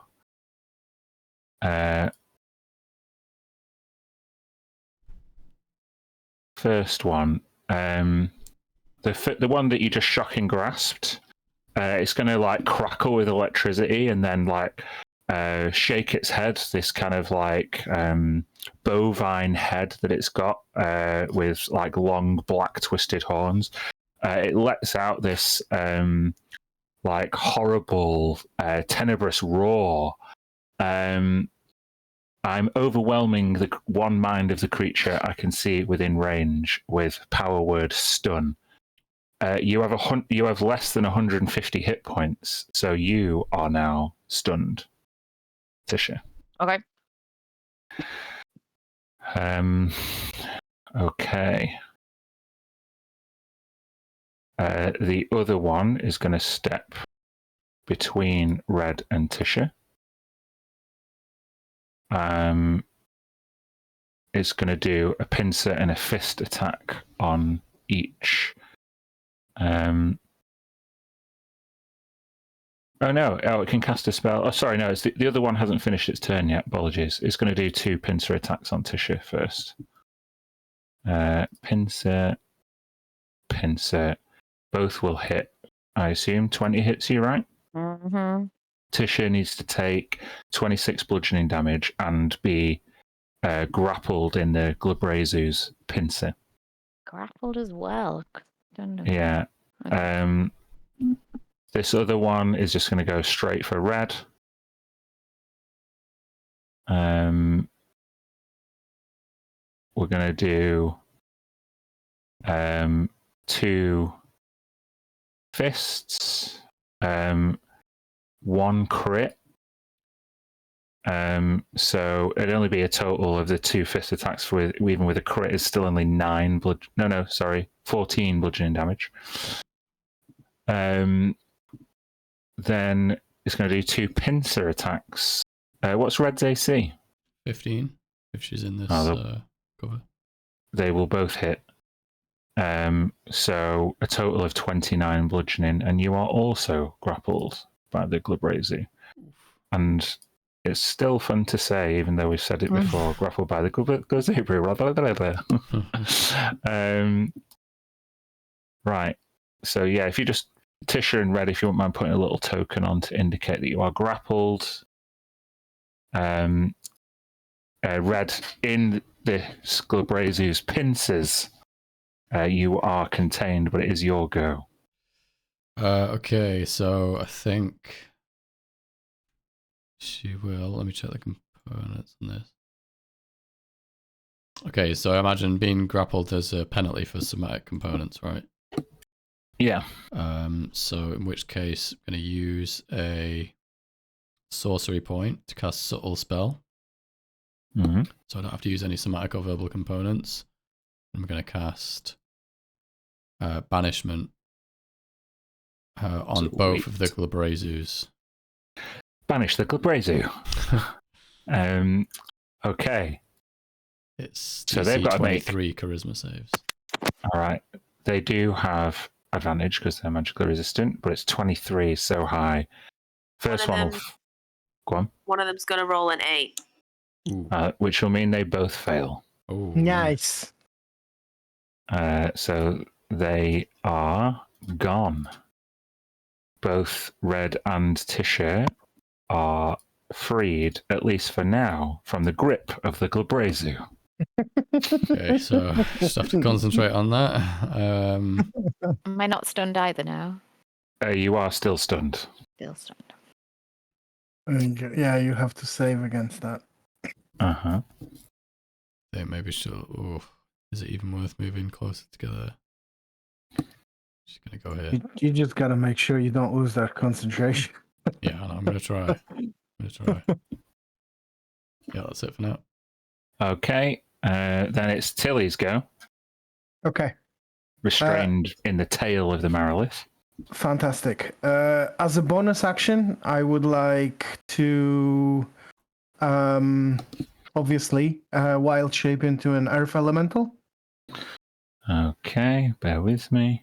I'll go fetch one. Which turns me into a large creature, which I think will break the grapple. Let me see. I'll just produce this thing. I'll just put you here. Oh, here. Marilith. Ah! Shit.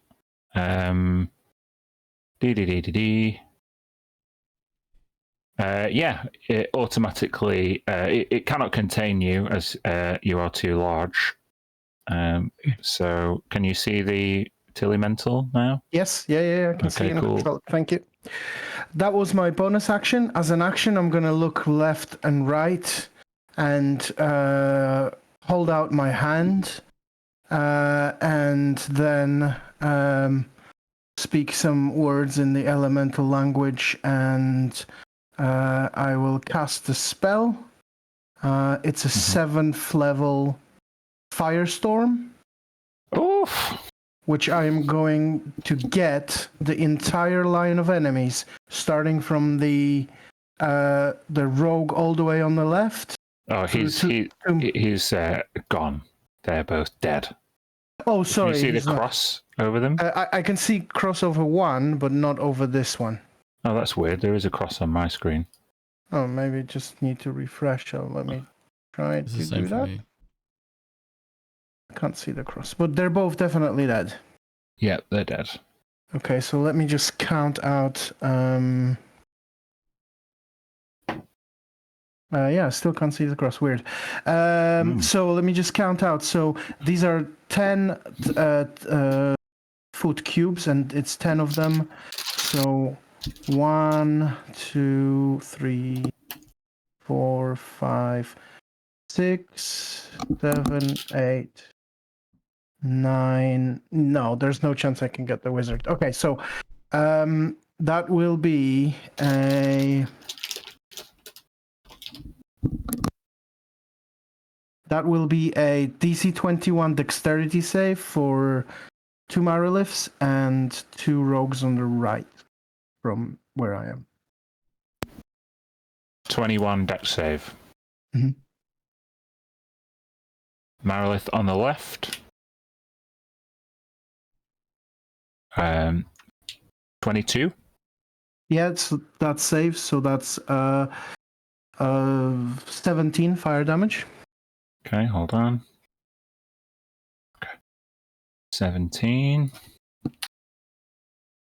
Marilith on the right. Nice. 16.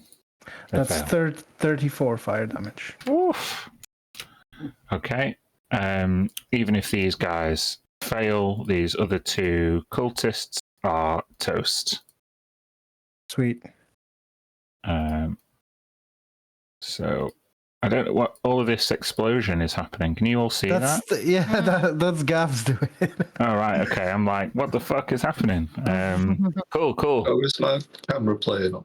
No, it's me. It's me. Sorry. Oh, is it you, Andy? Oh, Yeah. I thought it was Gav. We don't know the fancy The things. first one was an accident, but those ones were on purpose.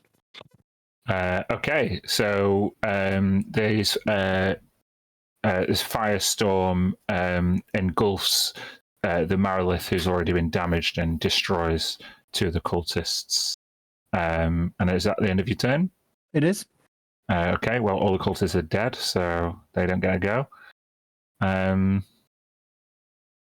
Everyone... Oh, Freddy's not been. Why is Freddy not there? Hold on. I will add him to the turn order. I'd like to think that he's like still on my back after hoisting him up, and I just forgot to put him down as I ran over to the combat. Sure, we can do that if you want. No, he's there. Okay. Where... Be like, ah! Yeah. It's hanging on for dear life. Sorry, now he's disappeared on me. Like, Roll20's been really weird. Oh, there he is. Christ on a bike. Here we go. Right, Freddy, fucking do something, will you? Yeah. He's gonna...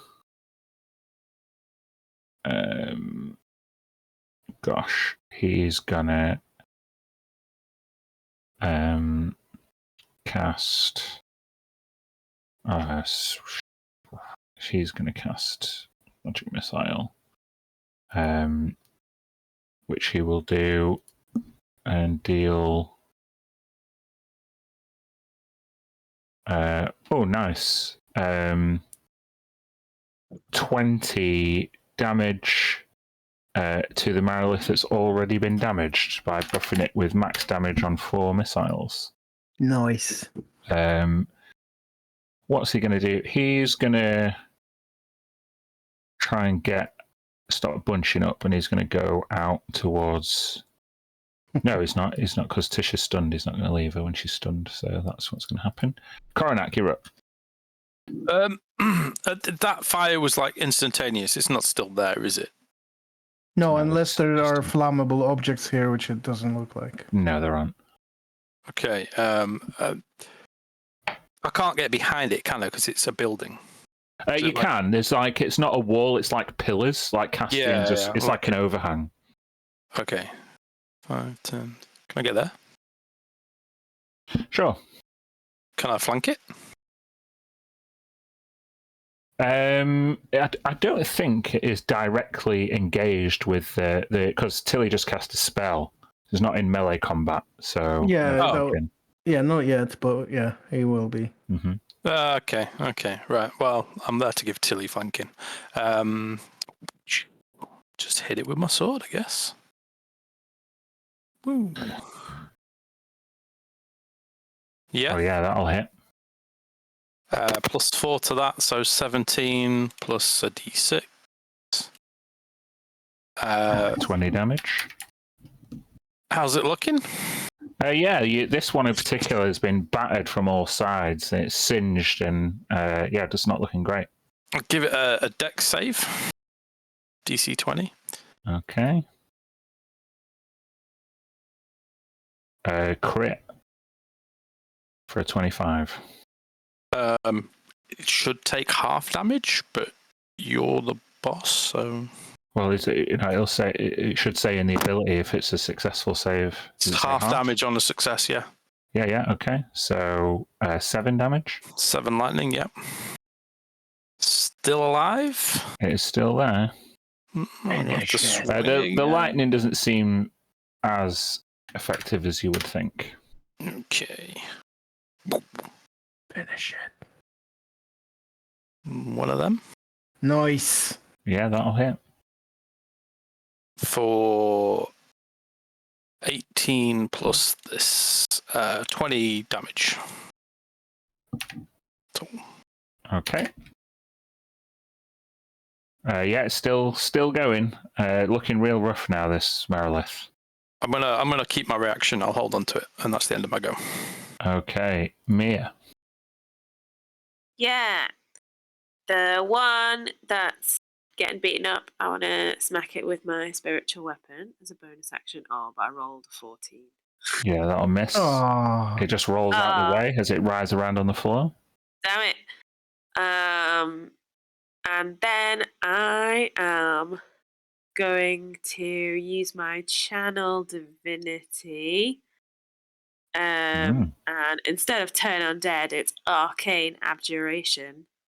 Mm-hmm. I present my holy symbol, and one celestial, elemental, fey, or fiend that can see and hear me within 30 feet must make a wisdom saving throw. So I'm going to do it on the other one. The one that's not too damaged. Yeah. Okay, it's a got to whizzy make save. Whizzy saving throw. Crit. 28. I'm rolling so many Damn. crits. Stop rolling crits! It barely happened at all on Saturday. It's better than it's on a save than on an attack, I guess. Mm-hmm. Mia, does any Fae get affected by that? No, it's one. No, it's just creature one that that I can see. choose, and I don't choose you. I just had to save it. I was like, oh, hang on. I'll choose you anyway. No. Just out of spite. Okay. Yeah, And What's that's that then. I'll get in the bin. What's this Okay. guy got? That's the question. John, give me a D6. You don't want a 5 or 6. Don't do it. Come on. Yes. Okay. We've been lucky on these, and with the dragon as well, I think. Yeah. Okay.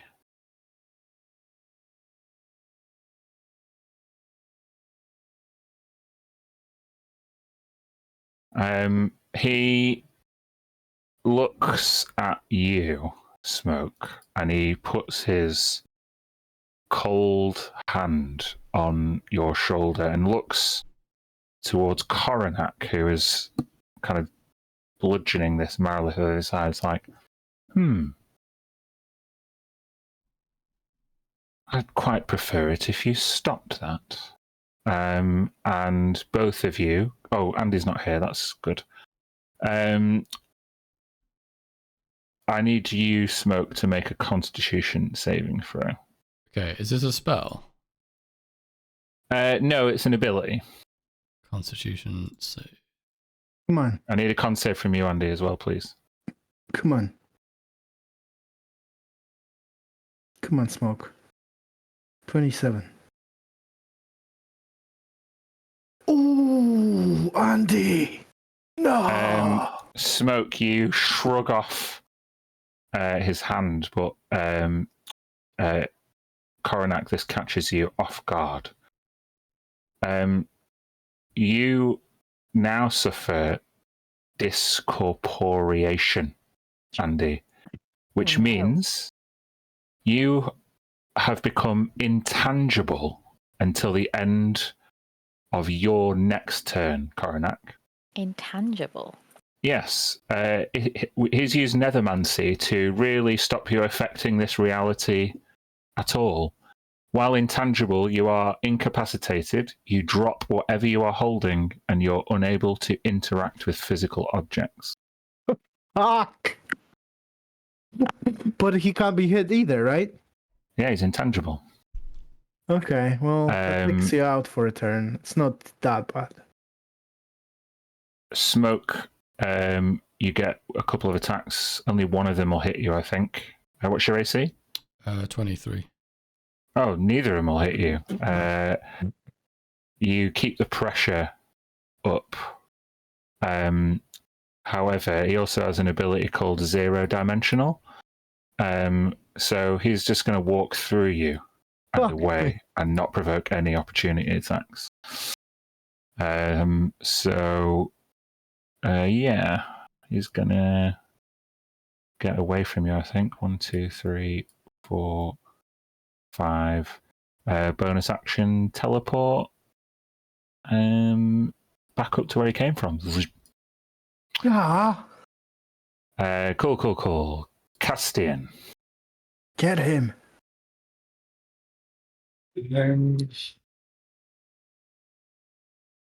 How much of my vision is obscured by this? So you can't see. That's a solid ceiling. You can't see through it. And the platform that Vishan has just teleported onto is above. So you've got no way of getting to him directly from where you are. But there line of sight from somewhere like here. You could just about see him because he could just about see from there as well. Okay, I am going to use. You can still fly, right? Yeah, I'm going to use Zephyr Strike on this guy that I'm next to. Okay. We'll put it in the chat, even though we all know what we're doing.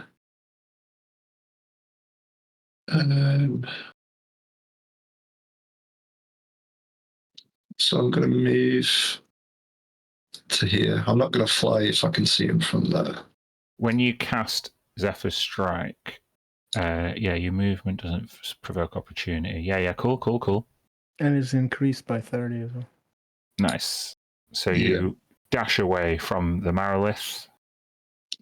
And I'm going to make a longbow shot on... What was the person's name? Vishan. Vishan, yeah. That'll hit. And because it's the first time I've attacked him with this weapon, it does max damage. Nice. Nice. So that is 1d8 plus 5. Oh, I'm slightly at the d6. But I do get an extra d8 from the Zephyr Strike as well, so it's 21 damage. Cool. Very cool. As he teleports, he looks over his shoulder and you just sees Castian pointing up with this magnificent longbow before he has time to react. The arrow sticks in his upper chest. And then I'm going to do another attack as well. Same target for 25. Yeah, that will hit. Come on, kill him. 13 Max damage. Nice. 13. He tries to cover up and takes another hit. Let's do another attack. All right. Smoke. Get him. Damn. Well, I can't get far up there yet, but I can get over here and attack this Marylith. Mm-hmm. Oops. Okay. 27 to hit. That'll hit. 15 slashing, 7 fire. 22. 16 on the second one. Does not hit. 24. Does hit. 4, 9, and 9 fire. Yeah. Smoke keeps the pressure up and dashes to this Marylith. But able to engage it one-on-one with one sword, even though it's holding 6. Yeah, I'm going to hold there with it. Okay.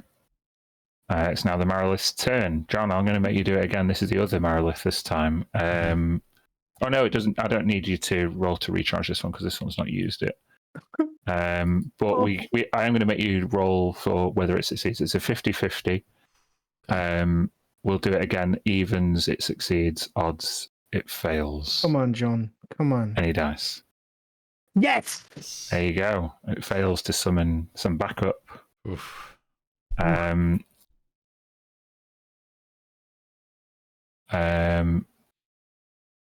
you know what? Sorry, before it acts, now that I know it doesn't get spell back, Vishan's going to take a legendary action. Can it do that? No, it can't. So never mind. Don't ignore me. So Marilith time. It's going to do 4 attacks with its longsword on Smoke. You say your AC was 23? It's 24 while I'm in the 24! Nice. All right, one of the attacks will hit you for 12 slashing damage. Okay. It's then going to do 2 on Tilly. 18 is mine. They'll both hit Okay. for 28 slashing. Right. And it's gonna use its last thing to Do it. teleport. Ah. Yeah. Is this the one right in front of me? Yes. If it's casting teleport, can I? Mage Slayer. Mage Slayer. Yeah, I've got. I can make an attack on it. It's just it's an ability. It's not casting teleport. Oh, okay. The spell. It's just saying it magically teleports. Oh, okay. So yeah. It's not a spell caster. That was a good idea, though. Yeah. Cool. Giselle, we're up to you now. Oh no, we've got the other Marilith to go. Sorry. Goodness. Yeah, give it to me. I don't think it would know about the Coronac's condition right now, so it would take definitely 1 attack against Coronac and realize, whoosh, nothing happens. So it would then move towards Mia, I think, who's going to eat 3 attacks. 1, 2, 3. What's your AC, Mia? 18. Okay, 2 of them will hit you for 27 slashing.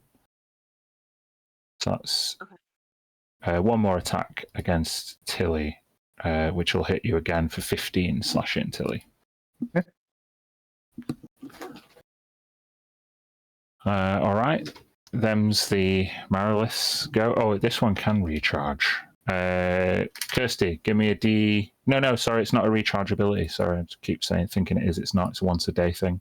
Lucky for you guys. Giselle, you're up. Yes, she would like to attack said Marilith with Eldritch Blasts for at it. The one that's just come towards Mia. Yeah, All 4 blasts. beautiful. The first 3 will hit. Mm-hmm. Give me the total damage. I will do. Hang on. 27, nice. 27. What did you add the genie's wrath into one of that? Mhm. You just one of them? Perfect. Cool. I trust Lucas and his math. How about you describe how Giselle takes this Marilith down? Giselle's Eldritch Blasts are kind of green, I think, and electrical. And Extra green by the light of the Obtenebrator. Perfect. And she just fires them like Spider-Man. And yeah, and they die. I mean, that's as graphic as Lucy is. Cool. You what was blast mine? off the scales of this Marilith. Thank you. And it slumps to the floor in a heap. Where's my taunt? Is that the end of your go? Yeah, but she just does like a at the end there. Okay. End the turn. Now it's Tish's go. Stunned. Oh, she's stunned, yeah. You can repeat the save at the end of your turn. It was the Glabrezu that Yes. cast this on you. So bear with me.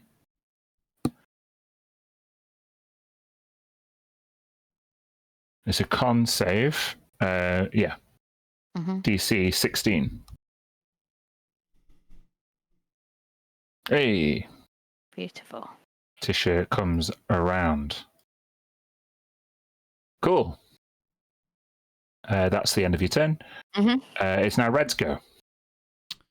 Okay, since she's concentrating and on very low HP, I think she's just going to take the dodge action. Cool. Roll me a D100, please, John. D100. 52. Okay, thanks. Just checking. What was that?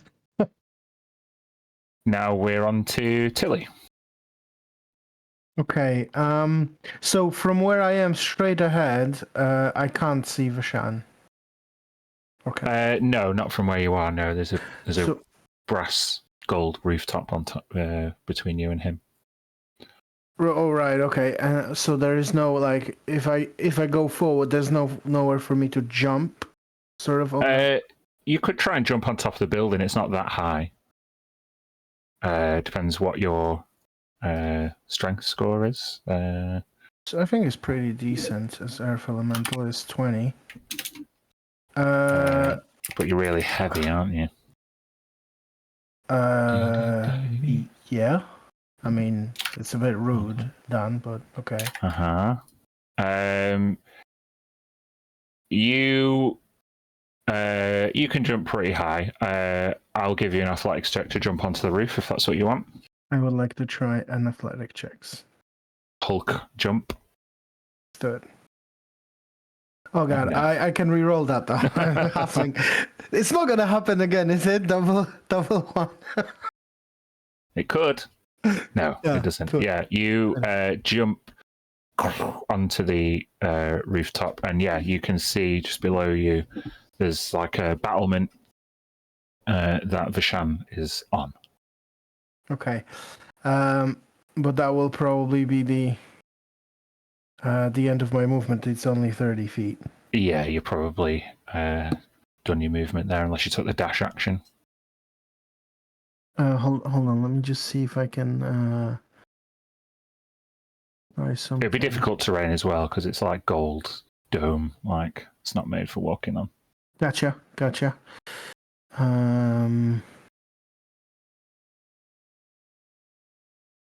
I am going to try to cast.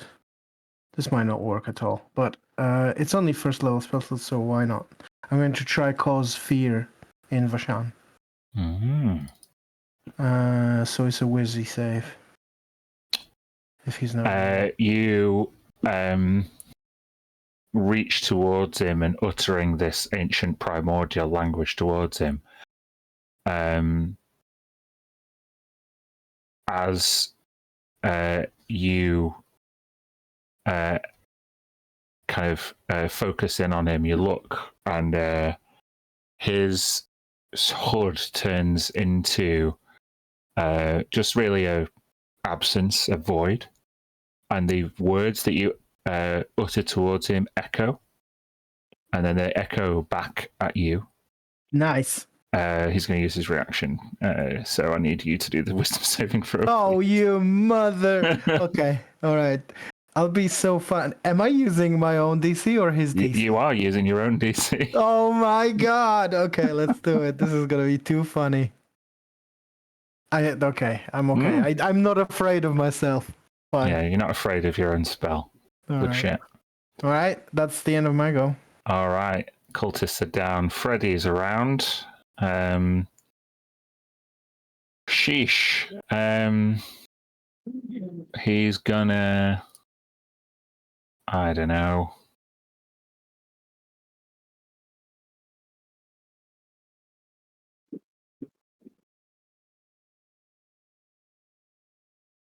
He's gonna cast.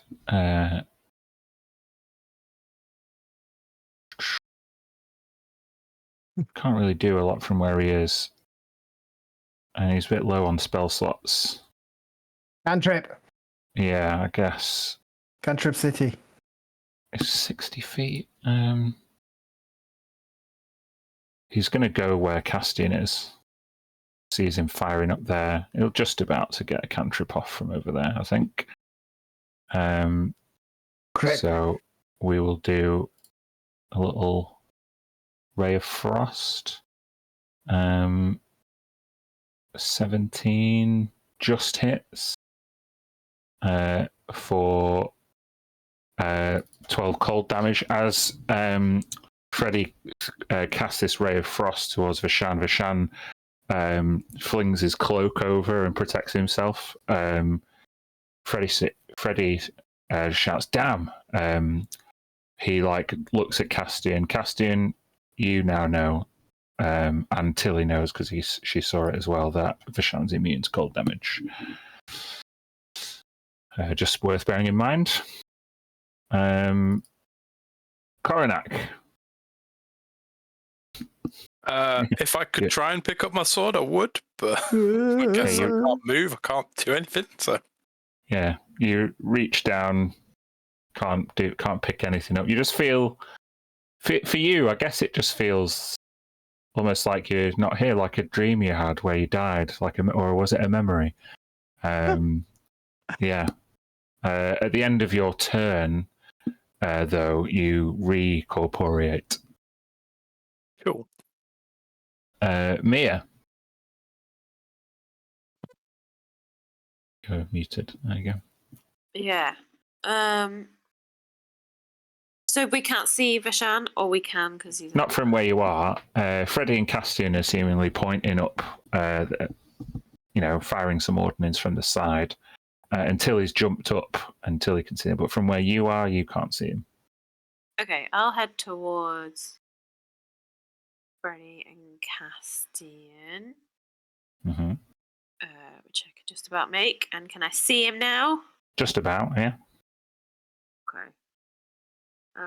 And how far away is he from me? Well, you've got a ruler. But he's at height. He is at height, so he's about 20 feet up.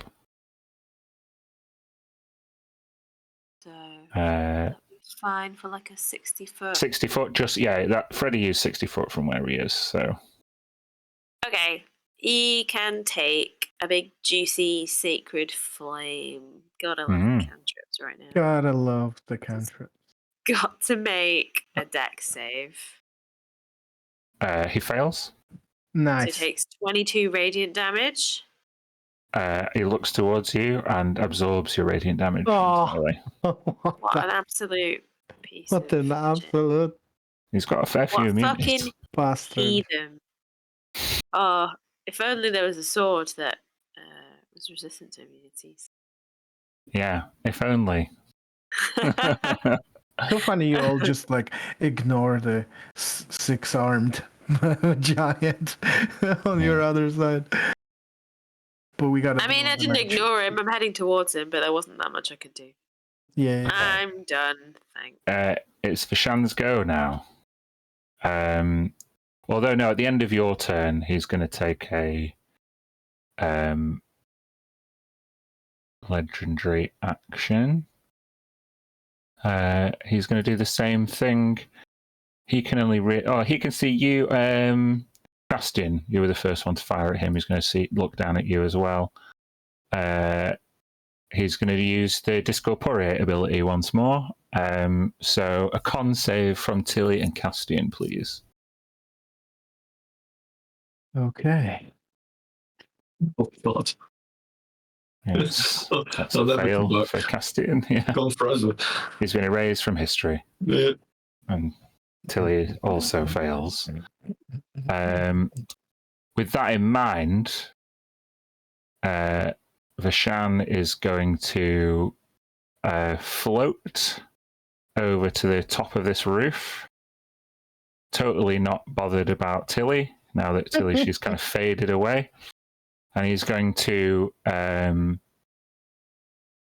over these fading bells, "You're too late, Starseekers. I intervened to stop Panaku. But I cannot save you from the fate which you yourselves have set into motion. Castian, Tisha, you could have put a stop to this a long time ago. Now I'll show you how painful mistakes truly are. And he is going to Void Ray Tisha for a crit. Oh no! That was nice. 28 cold and 18 force. Jesus. And Castian's going to get one. 24 to hit for 12 cold and 11 force.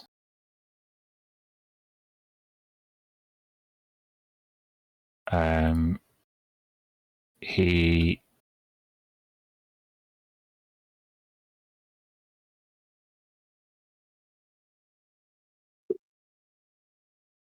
is then going to do something major. Tilly, he's going to walk into your body. Fantastic. He seems to be able to transcend planes with but a thought. I can't just put his token over the top of you, but I'll imagine he enters me. Yeah. Yeah, he's going to use his ability called Annihilating Form. Sweet. I need you to make a dexterity saving throw. So Earth Elemental's dexterity's -1. Uh-huh. Okay, 16. You just succeeded Oh my god. being vaporized Nice. by 1. Technically, this aura's probably just... Technically, I think it might be 17. Because I think you're just in the aura. But regardless, saved. Yeah, save. Castian. You are incapacitated, not here, not really here. At the end of your turn, you pop back into reality. Yay. Smoke. See Vishan proclaiming foul prophecies. Has he, since Tilly made the save, is he sort of visible again? He's not like combined. Yeah, he's just next to Tilly. Okay. And how high is this climb up to the roof? I would say to the top ledge, it's just over a 20-foot climb. Oh, I can make that no problem. Mm-hmm. I'll straight away spin up. He's on a roof.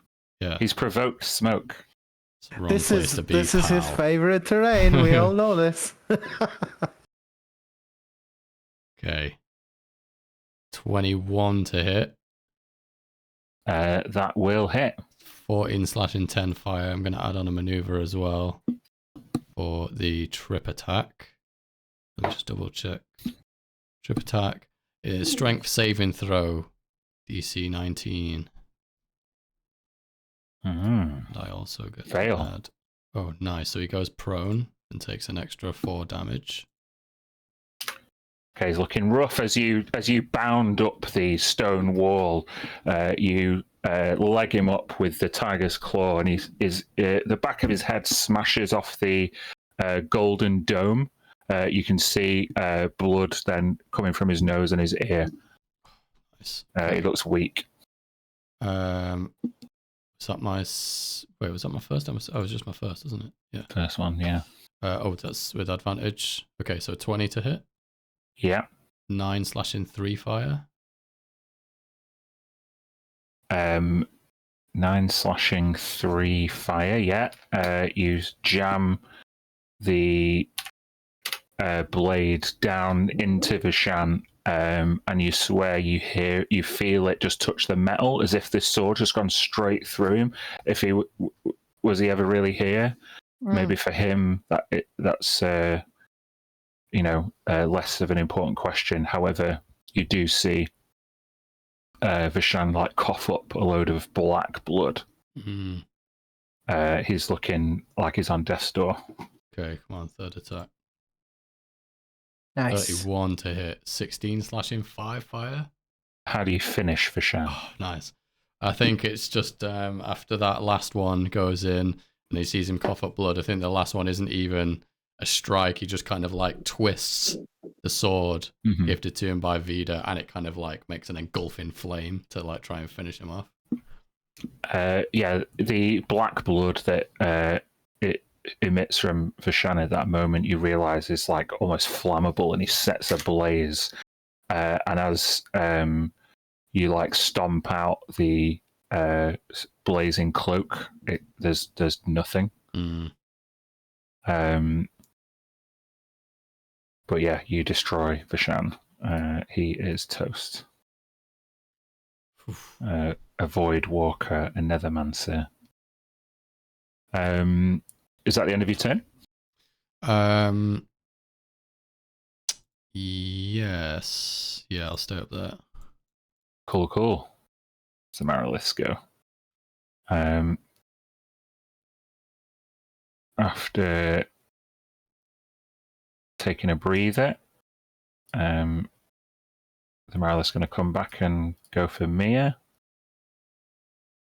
Oh shit! Hold on, my roll20 is messing up.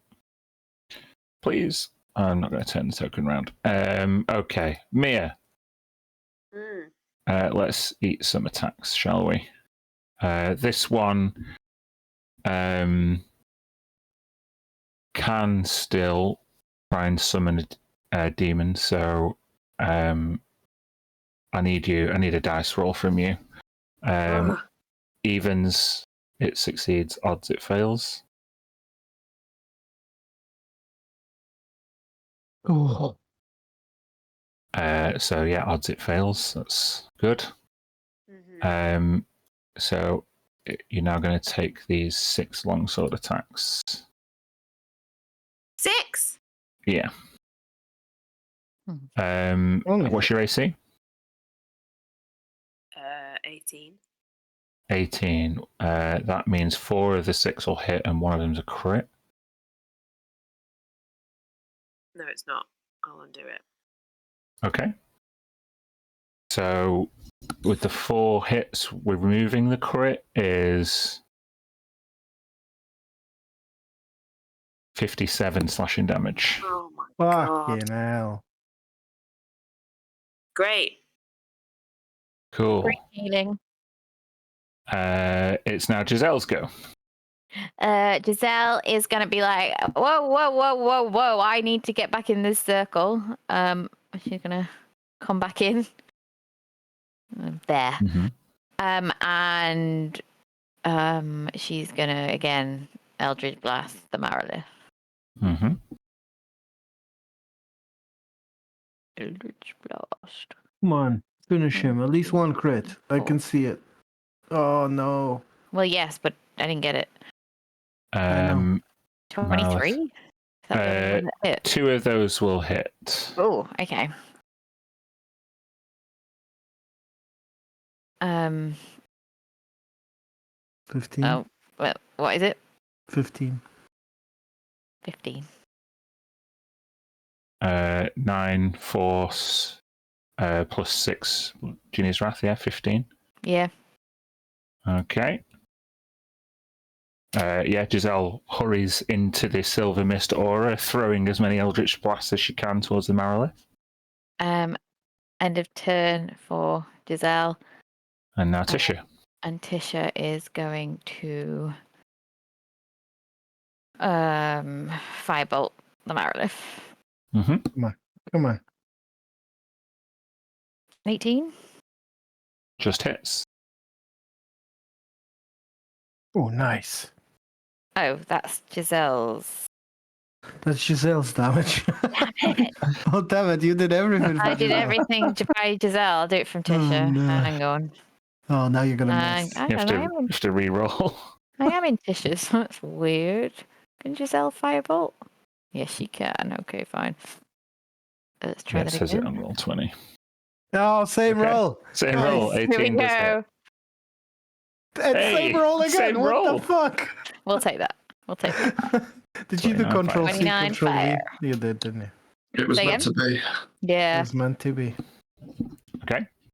It's still up. Oh my god. Is that the end of Tish's go?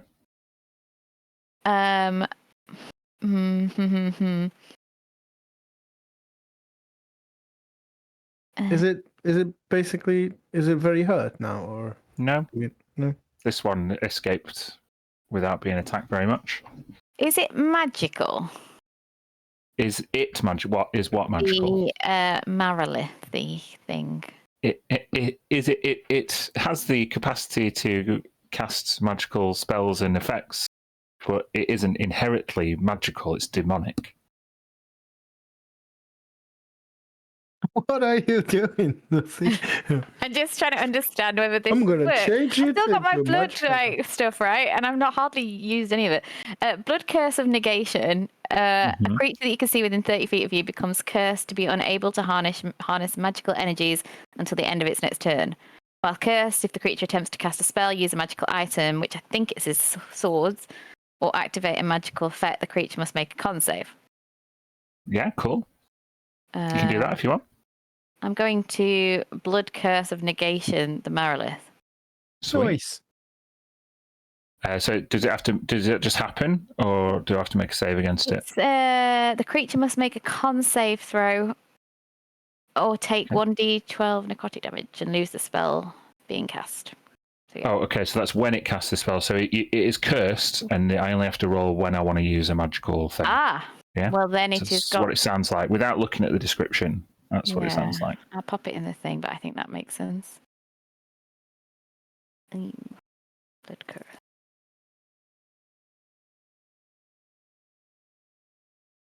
So yeah, Yeah. Cool. it is cursed. All right. So you cast this spell, and your tear ducts begin to bleed as you see the Marilith like just tense up for a minute, and then like fling all six of its arms out. It looks angry. Red, what do you do in that moment? Okay, I think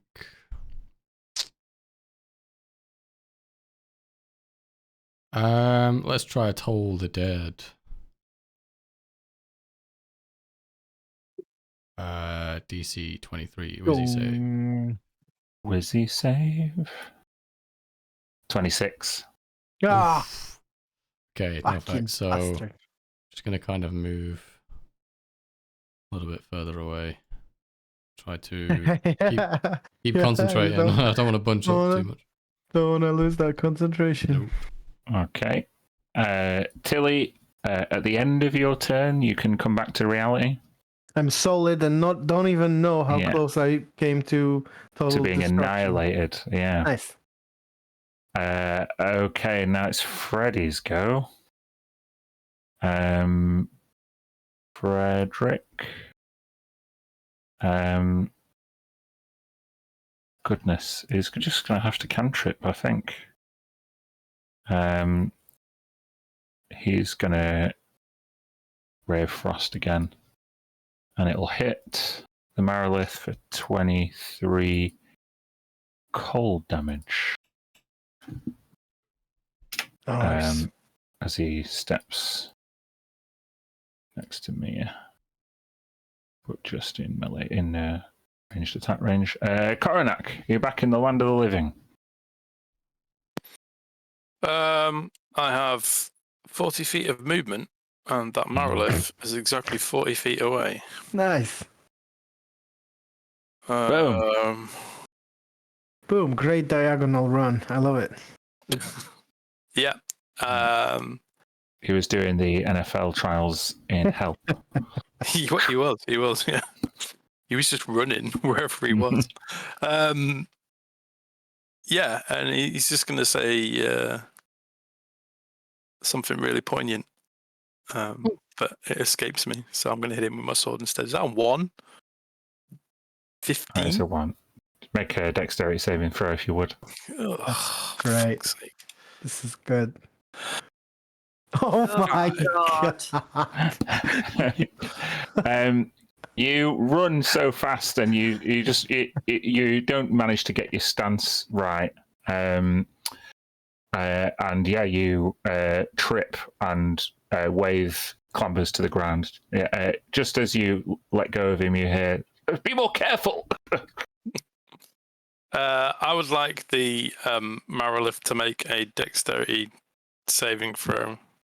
Okay. DC 20. Fail. Okay, it takes this much lightning damage as the Just from being in your aura. Yeah, just from well, it's like a squall that sort of permeates around Coronac, and yeah, purple lightning just shoots out of it and strikes him. Cool. And I'm gonna punch it in the face. Yeah.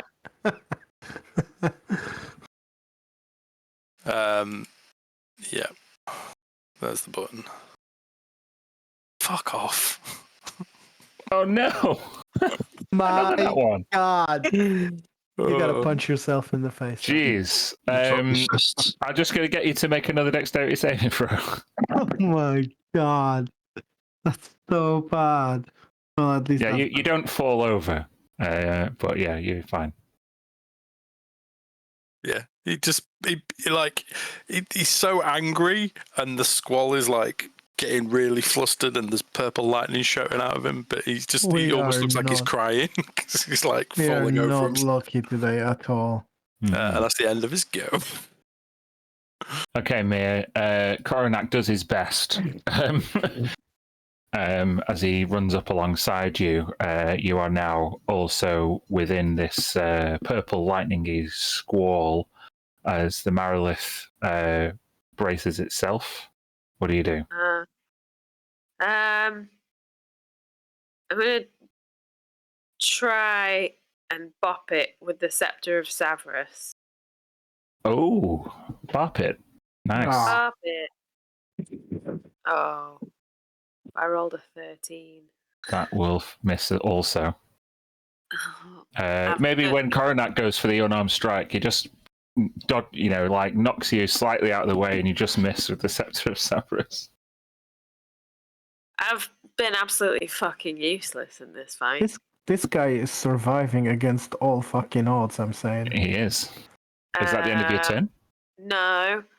I am going to use 2 charges of my Purity Spear to cast Misty Step and get the fuck away from it.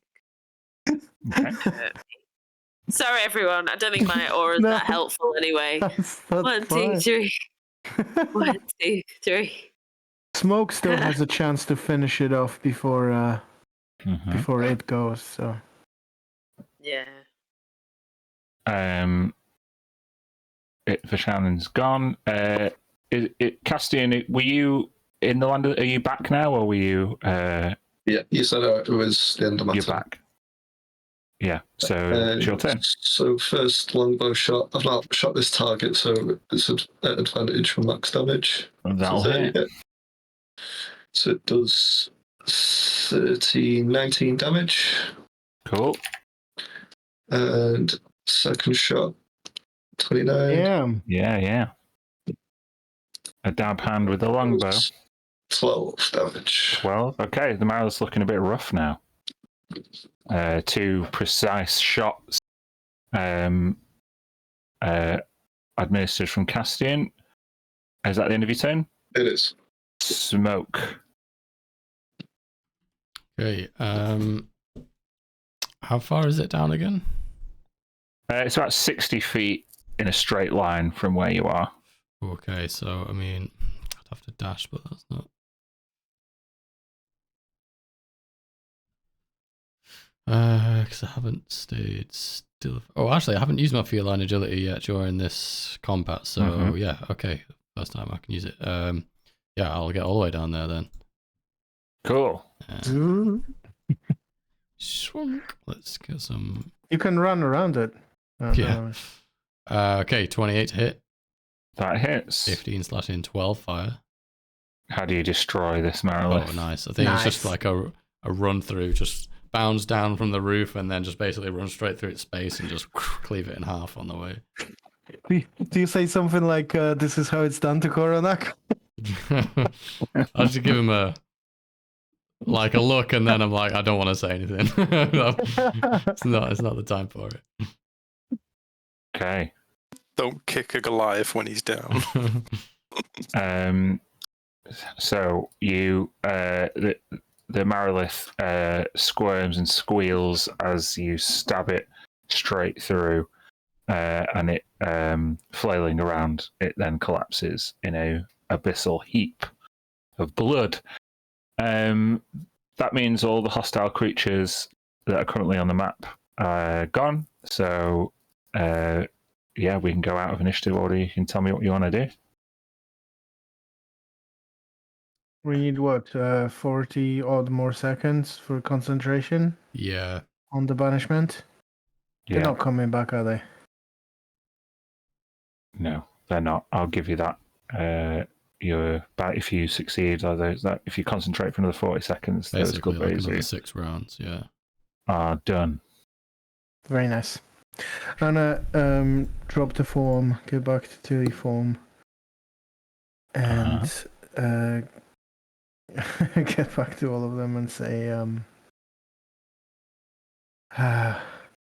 we seem to be stopped all the way there, but we're so close. Let's heal up a bit and then keep going. We got 2 potions I can make better for you. I've got some heal spells to spread around. Let's do everything we can and then let's go stop it. So I can spike the 2 supreme potions. Who's gonna take them? Tisha's going to take one. Tisha and Red? Yeah, she's You probably guys lowest. are the Yeah. lowest. Okay, so it's 90 hit points for you, Tisha. Yep. Okay. God, I love being an alchemist. That's so good. And you roll yours. 44 times 2, 88. Yeah, nice. Okay. All right. What? Are those the only 2 potions that we had? I think so. We had Did we not 3. get 3? I have one in my somebody- inventory. Somebody Smoke used used one. one before we- the fight because he was still low. I see. Oh, Yeah. okay. So I've just donated mine. You did. Sorry. Unless you want to take that last one. No, it's fine. But I do need something. Yeah. So, Red, can you update your points? Oh, yeah. So Okay. 117. Okay, so Smoke is good. More or less. Koronak is okay. Tisha, how much you missing? Right now, 71. 17-1. 71. 71 missing. Okay, cool. 71. All right. Okay. So looking at everybody. So let me just. It's not a lot. I'm going to use. I'm going to use heal at 7th level on Mir. Give you 80 hit points. Oh, thank you. I'm going to use heal at 6th level on Castian to give you 70 hit points. Thank you. And then I'm going to use Cure Wounds at 5th level on myself to get 23. It's okay, I don't need that much. I'm gonna probably transform anyway. Alright, I've got a just tiny bit left, but I want to keep it for when people go down. Literally the highest spell slot right now is 3. So, it's all good. Oh, Got a It's all total good. of 5, 6, What? 7. Yep. I'm just arranging your tokens so I can take them somewhere. Okay, so what are you doing? You see this building before you. It's quite like skeletal, this building from around the edge, but there is on top of where Vishan was walking, there's a small. It looks like a cathedral from the outside, but the religious functionary part of it is actually quite a small chapel in the middle. So we need to get on that on where he was to continue on. No, actually, if you continue on at ground level, there is a chapel. Within this. Yeah. He was on top of it. Gotcha. We could. I mean, there's probably a. I'm just thinking maybe if we get. Maybe if we try to be a little bit smart about this, if we get 2 or 3 of us or half of us going ground level, just to pretend that we just got demolished in this fight outside and that's all we got, and we send some of us above so they can be the surprise that jumps down for reinforcements. We got some people who can fly and whatnot. What do you think? Yeah, okay, I can go up. Yeah, Giselle will go up too. So we need a ground team and a sky team. So Castian. Yeah. Who's going in and who's going up? So there's 10 of us together? No, wait. 1, 2, 9. Including Freddy? Yeah. Freddie in the ground team.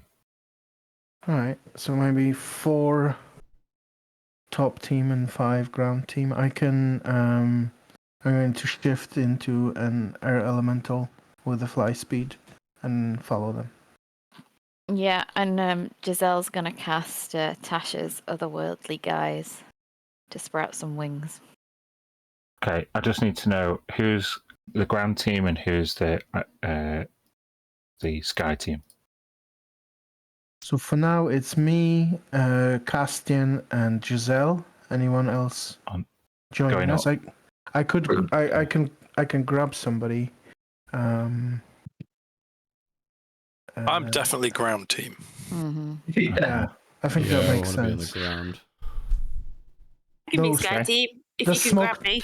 Both. The smoke both. not want to be on the roof. No, I I'm know, but joking. it's how to get in as well. If you guys can fly, then that's a bit of another level.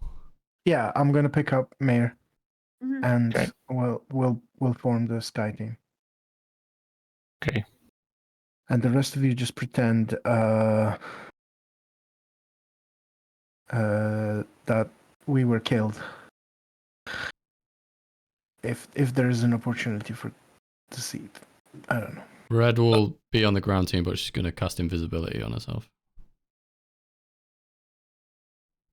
Bear with me.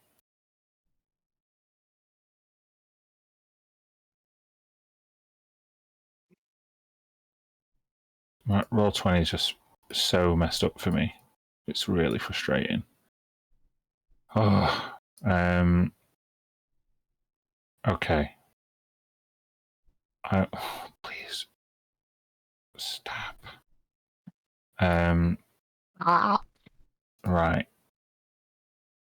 I think you should all just be able to see. Well, I'll follow the ground team. Freddy, Tisha, Smoke, and Coronac, you approach from inside the kind of this antechamber, this hallway with pillars. You can see like various like power outlets. There's like large brass and gold kind of pipe and wire work that are feeding either are feeding this building. You've seen the obtenebrator obviously uses a lot of energy, and there's just the whole place is encased in a bit of a green glow on the outside. Tisha, you speak abyssal, and thus you would recognise the text at the in the central area. This much older building. It's like the cathedral that you saw on the outside is all new and gold and metal, but the central place within this building is much older. It's like a little chapel, and you see runes above the doorway of this chapel which say "Chapel of the Blood Goddess." Yeah, I would inform everybody on the ground team what it says. Feels like the place we need to go.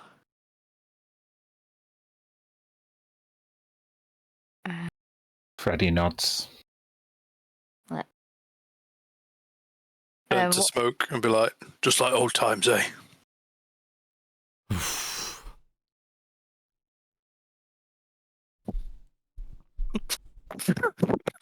What do we see? Is it like doorway? Yeah, just a doorway. Big wooden double door. And what can we hear?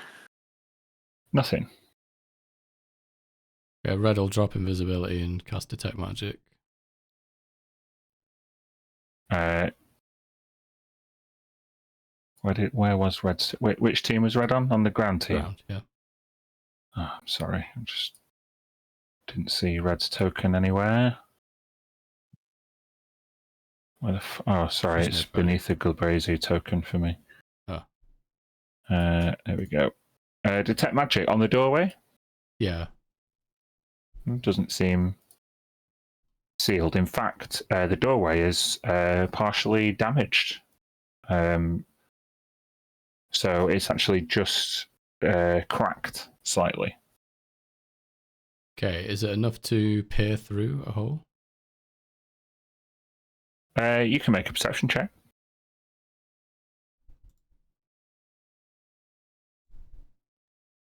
14. Splinters of wood make it unclear. Okay, in that You case, definitely don't hear anything, though. we don't hear anything. We're going to use Ghostly Gaze.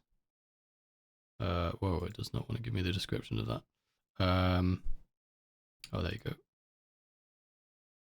I see up to... Oh, yeah, it's just giving the description of the thing. Ability to see through solid objects with dark vision to a range of 30 feet. Okay. Then just beyond the threshold, you see a lot of empty pews before you can see no further. Looks empty. Can we go in? Yeah, I think she'll cast invisibility again and just push on the door, see if it'll open. As Red pushes on the door, it swings open gently with a creaking sound, and you can see a gloomy chapel. With your dark vision, you can see the silhouette of an extremely large being at the altar. It's when you step in, you do begin to hear almost wheezing or growling.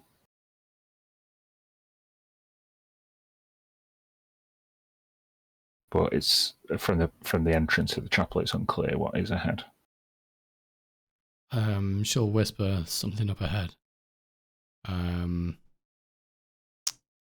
stealthily try to get a bit closer. You make a stealth check. Advantage for invisibility. So bad at these anyway. 10. You get up to the first row of pews, and you look back and realise that for the past 20 or so feet, you've been creating bloody footprints. As the scene around you emerges and becomes clearer to you, as a massacre took place here.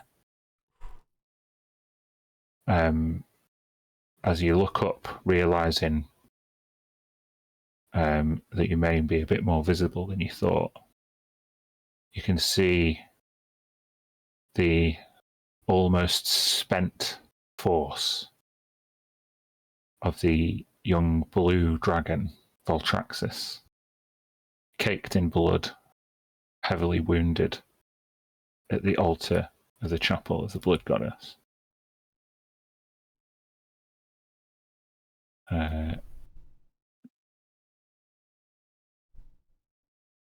He addresses you through gargled speech.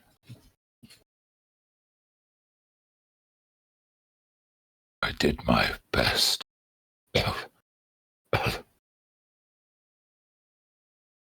What happened?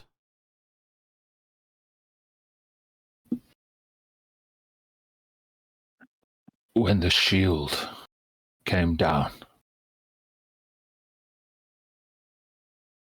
the gold one and the green one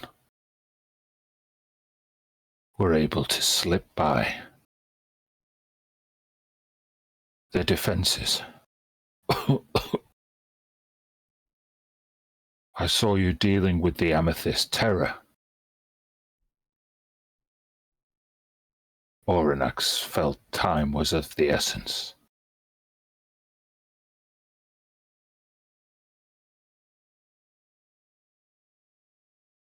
When we arrived, the ceremony was already well underway.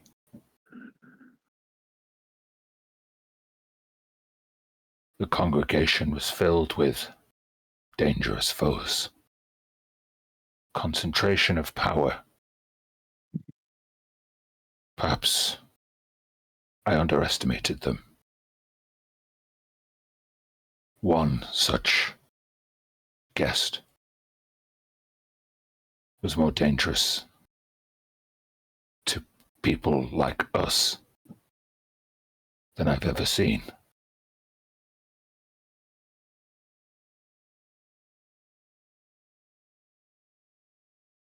He wielded a gauntlet. He compelled Oranax and Kaladaxun with a word.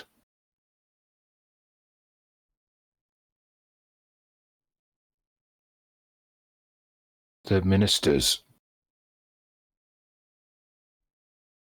their people who were part of the ceremony, escaped below. I did my best.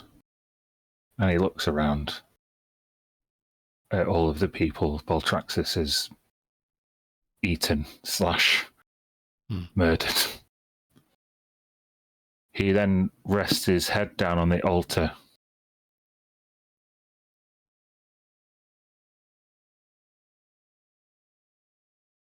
I am glad that I may not live to see whatever future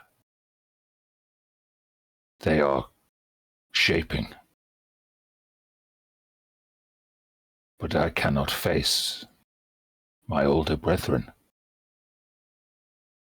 I have not but the strength left to fight.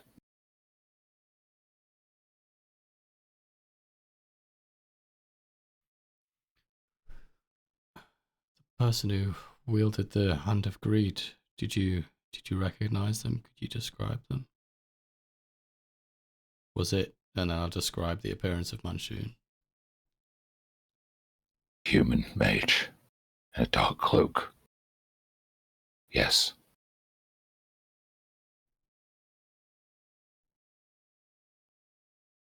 If you intend to face him, I must warn you. There are other powerful mages who wield a kind of magic that I am all too unfamiliar with.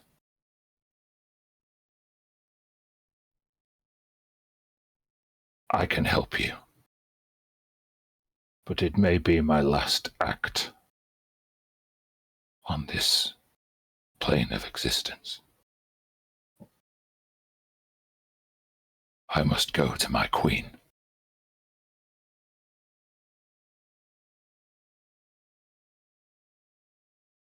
Those who would receive my blessing.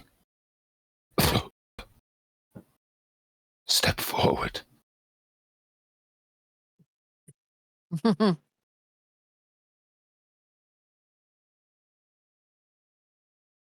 Well, Red's already there. She's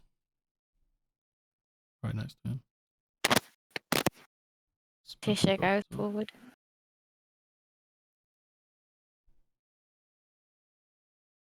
I'm going to say those people on the roof, there is a skylight at the altar that you can see this happening through. Yeah, Red will shout up. It's Voltraxis. We might be too late. Yeah. Come down. I'll grab Mira and elevator her down. Yeah, all your tokens are on the bottom of the map there. I'm gonna drop my elemental form for this because I don't know what he's doing, but yeah. I'll just be Tilly.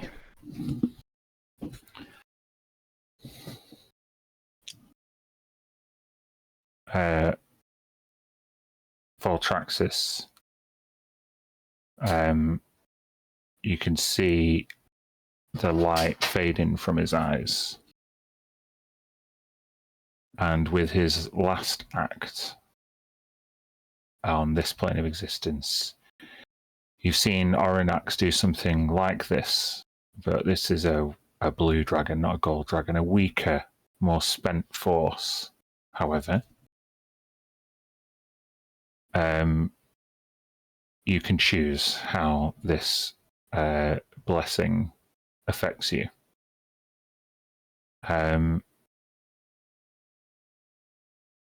You all get the benefits of a short rest, in which case you can spend any unspent hit die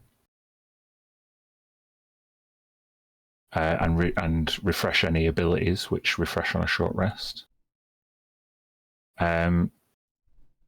If you are a spellcaster, you can roll me 2d10 plus your proficiency bonus.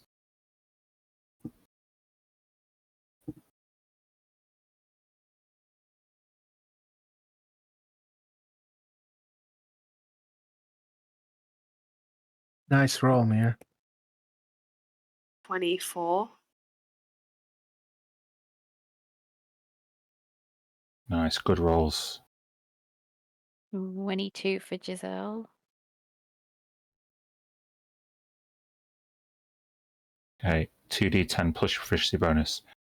Every number that you've got, so Mir, let's take just the top one, 18. You've got 18 level 1 spells you can restore. Now, you could spend 9 of them and get your 9th level spell slot back, and you can distribute them however amongst any other spell slots that you want. Do you see what I mean? You've got 18 Sure. to spend. But is it 24 because it's another +6? Oh, yeah, sorry. 24 in total. Holy shit. Okay. Yeah, that's good. That's really good. Let's get that 9th level back. Mm-hmm. Smoke and Red will take the benefits of the short rest. Although Smoke's got like 1 hit die, so let's see. So if we're a spellcaster, we choose this. Everyone gets the benefits as a short rest, regardless. Okay. But if you're a spellcaster, it's the draconic magic that is enhancing you. I'm going to make Freddy recover some spell slots.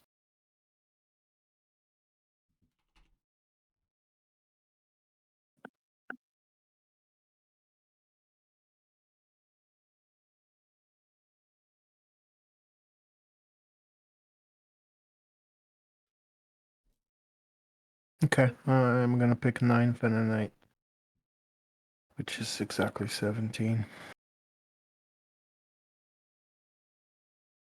And Okay.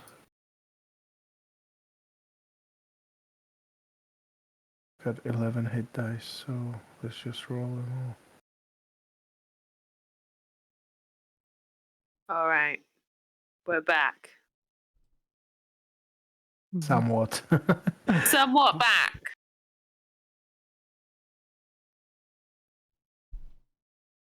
I got a 9th, an 8th, and a 7th.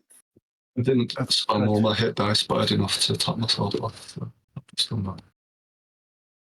Okay. And we get 15 temp from you, don't we, Red? Yeah, so if it's from a short rest, then would we get the temp hit points? Yeah. Get all the benefits of a short rest. Awesome. Yes. Wait, do we all gain that? Yeah, 15 temp HP for everyone. Is there a limit to how many people? Or is it just our whole group? No, it's just anyone within a certain range after a short rest that I can see. Sweet.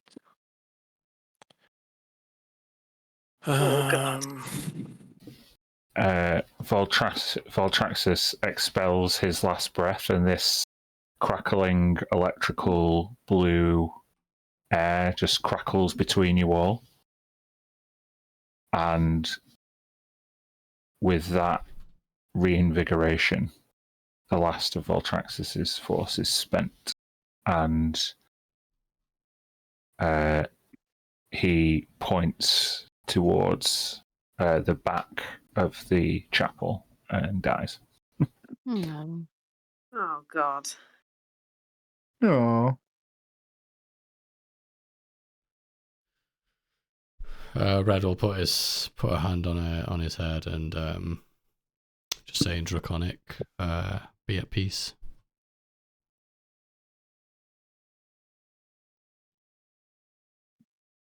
As you put your hand on the head of Voltraxis as he dies, I want you to make a religion check.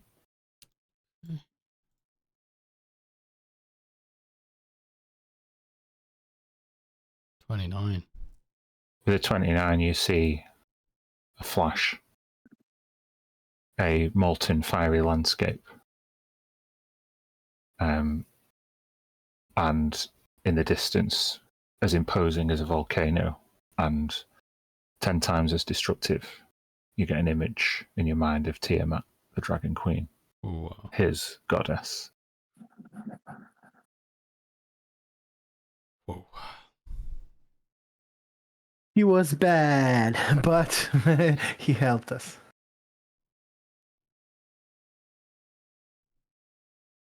So, you see this statue at the back, bodies and blood strewn around. He said, the dragon said that the people that were here went down? That's what he said. Is there anywhere where the sort of blood that's everywhere is pooling to go into? Make an investigation check. It's actually 16 temp HP for everyone. Nice. Never know, it might come down to that 1 HP. Mm-hmm. Yep.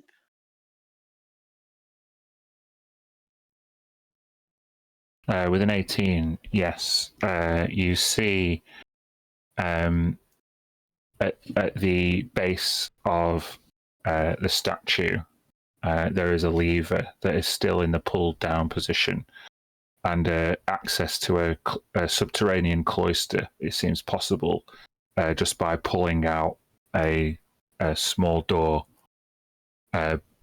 built into some there's just a small flight of steps behind the statue. It's not exactly how it looks on the map, but yeah, there is a way in. Found a way. He said they went that way, so... Ooh. I think this is it.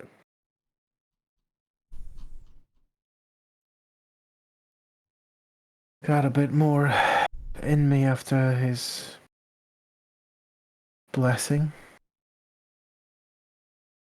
So I think let's go, right? Yeah. Should we try and be quiet on the way? And maybe Yes. surprise whoever's down there? Freddie says to you, Tisha, this is it. I want you to know that whatever happens, whatever any of us does down there, that we've done the right thing. Even if we fail, we've given up everything to try and stop this. And he grasps your hands, Tisha. We can't leave anything undone. We have to destroy them. No matter what. And by them, you mean everyone.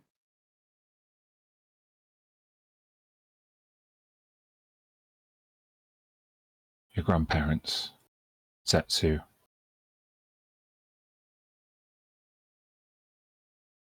We can't let them have another go at this. We can't let them bring him through.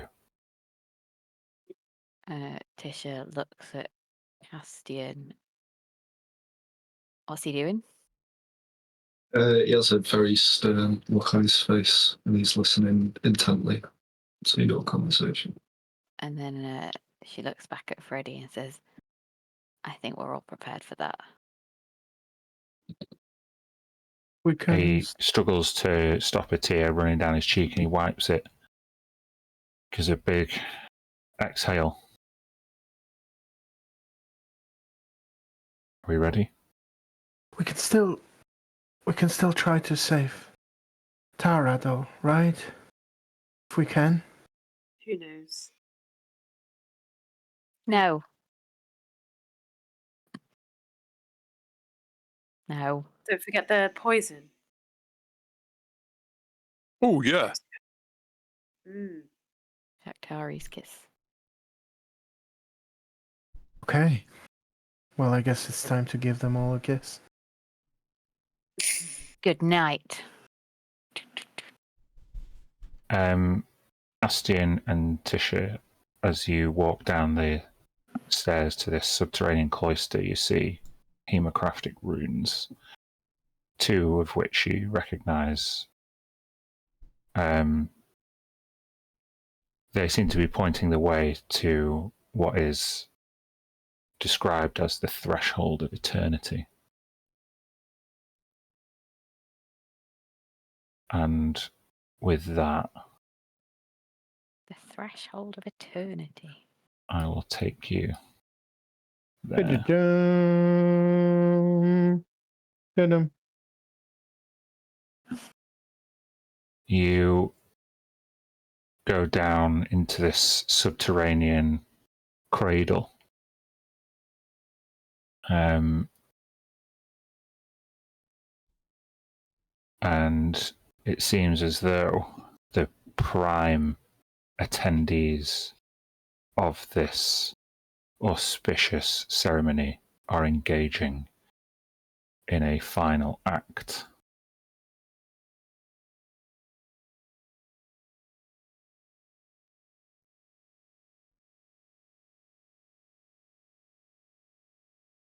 As you go down, you see the ruins of an ancient Saruki ritual hall. The ground fractured and upended, maybe in the process of ripping out the Vade Mecum from the crust of Cerulea, the damage was done. Yet, all of your forebears, the prime enforcers, the prime progenitors of the Covenant of the Blood Goddess are here, joined by the green dragon Kaladaxine, who is cowed into obedience by a mage with a golden gauntlet. Beyond them, you see Smoke, clutch of Tabaxi, all dressed in the robes that you would see the Varanashi wearing at every clan meeting you've ever been to. Further up, Tisha, Castian. Castian's mother, Tisha's grandmother, you see Denevere keeping a close eye on the Tabaxi while Ilhan stands at a ritual table. Next to Ilhan, you see a carbon copy of Tisha, dressed in ceremonial robes. Next to her betrothed, the warrior who stood against you only a few nights ago. Beyond them is an altar and a portal.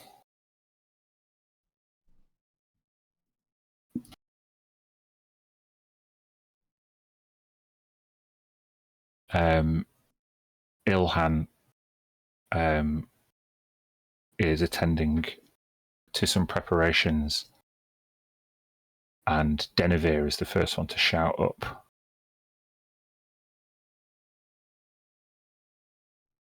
My loves, they have arrived. Manshoon braces himself as the Tabaxis all gasp.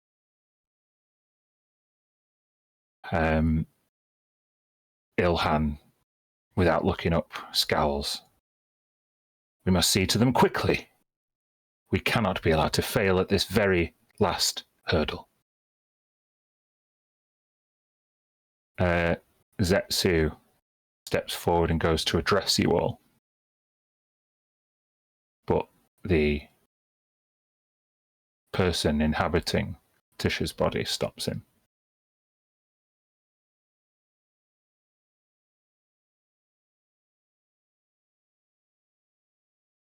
I think it's rude not to welcome our esteemed guests. After all, this ceremony wouldn't be possible without them.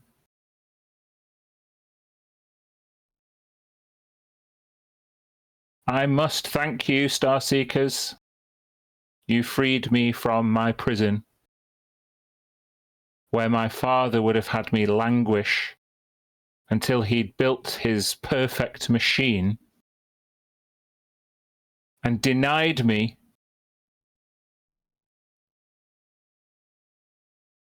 this gift, this body.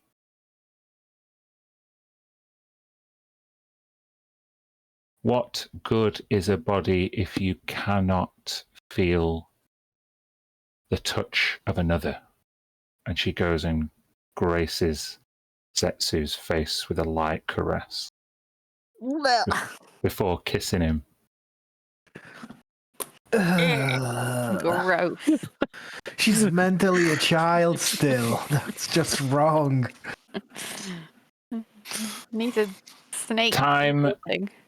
passed so slowly in my father's lantern.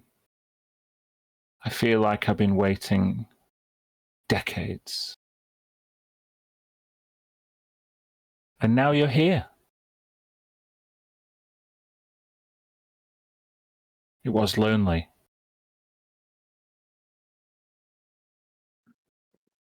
But my father's proclivities for communing with those in the fugue plane and those worshippers beyond the veil of death opened up a path to communion. Communion with the second coming of Satsetsu. And he nods in deference.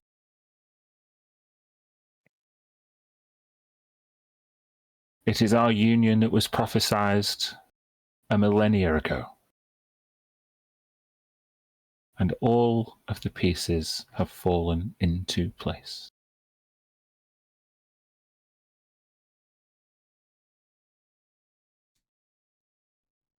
Zetsu steps forward. You can't stop this now. So I'll give you one opportunity, Starseekers.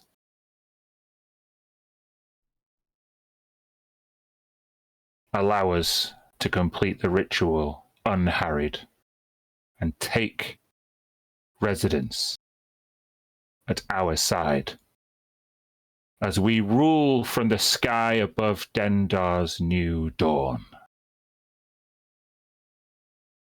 and bask in the power of the subjugation we have suffered, our race of people,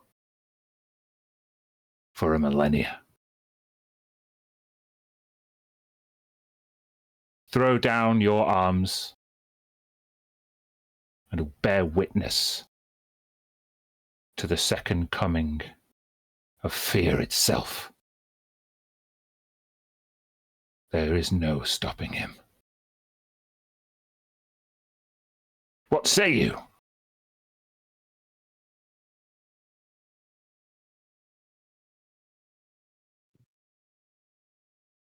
Okay, fine. Who's that? Tisha? Tisha, yeah.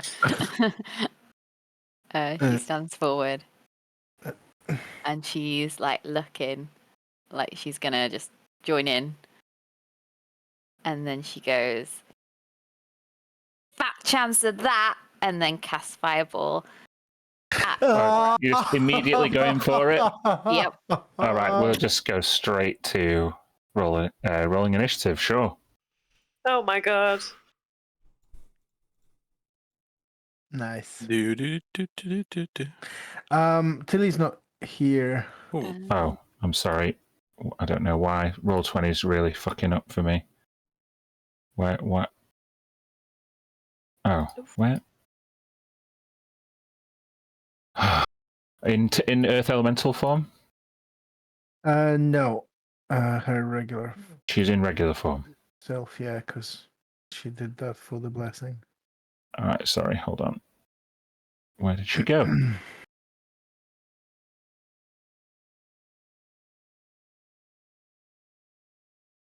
Apologies. She's there now.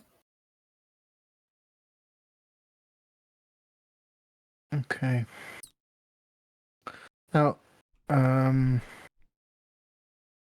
looking at the time, what do you think we should Well, yeah, do? what do you want to do, guys? Do you want to roll initiative and we will have the final battle? I'm sorry, I didn't realize we would go on again, but that's how D&D works sometimes. I think there might not be much point in rushing it.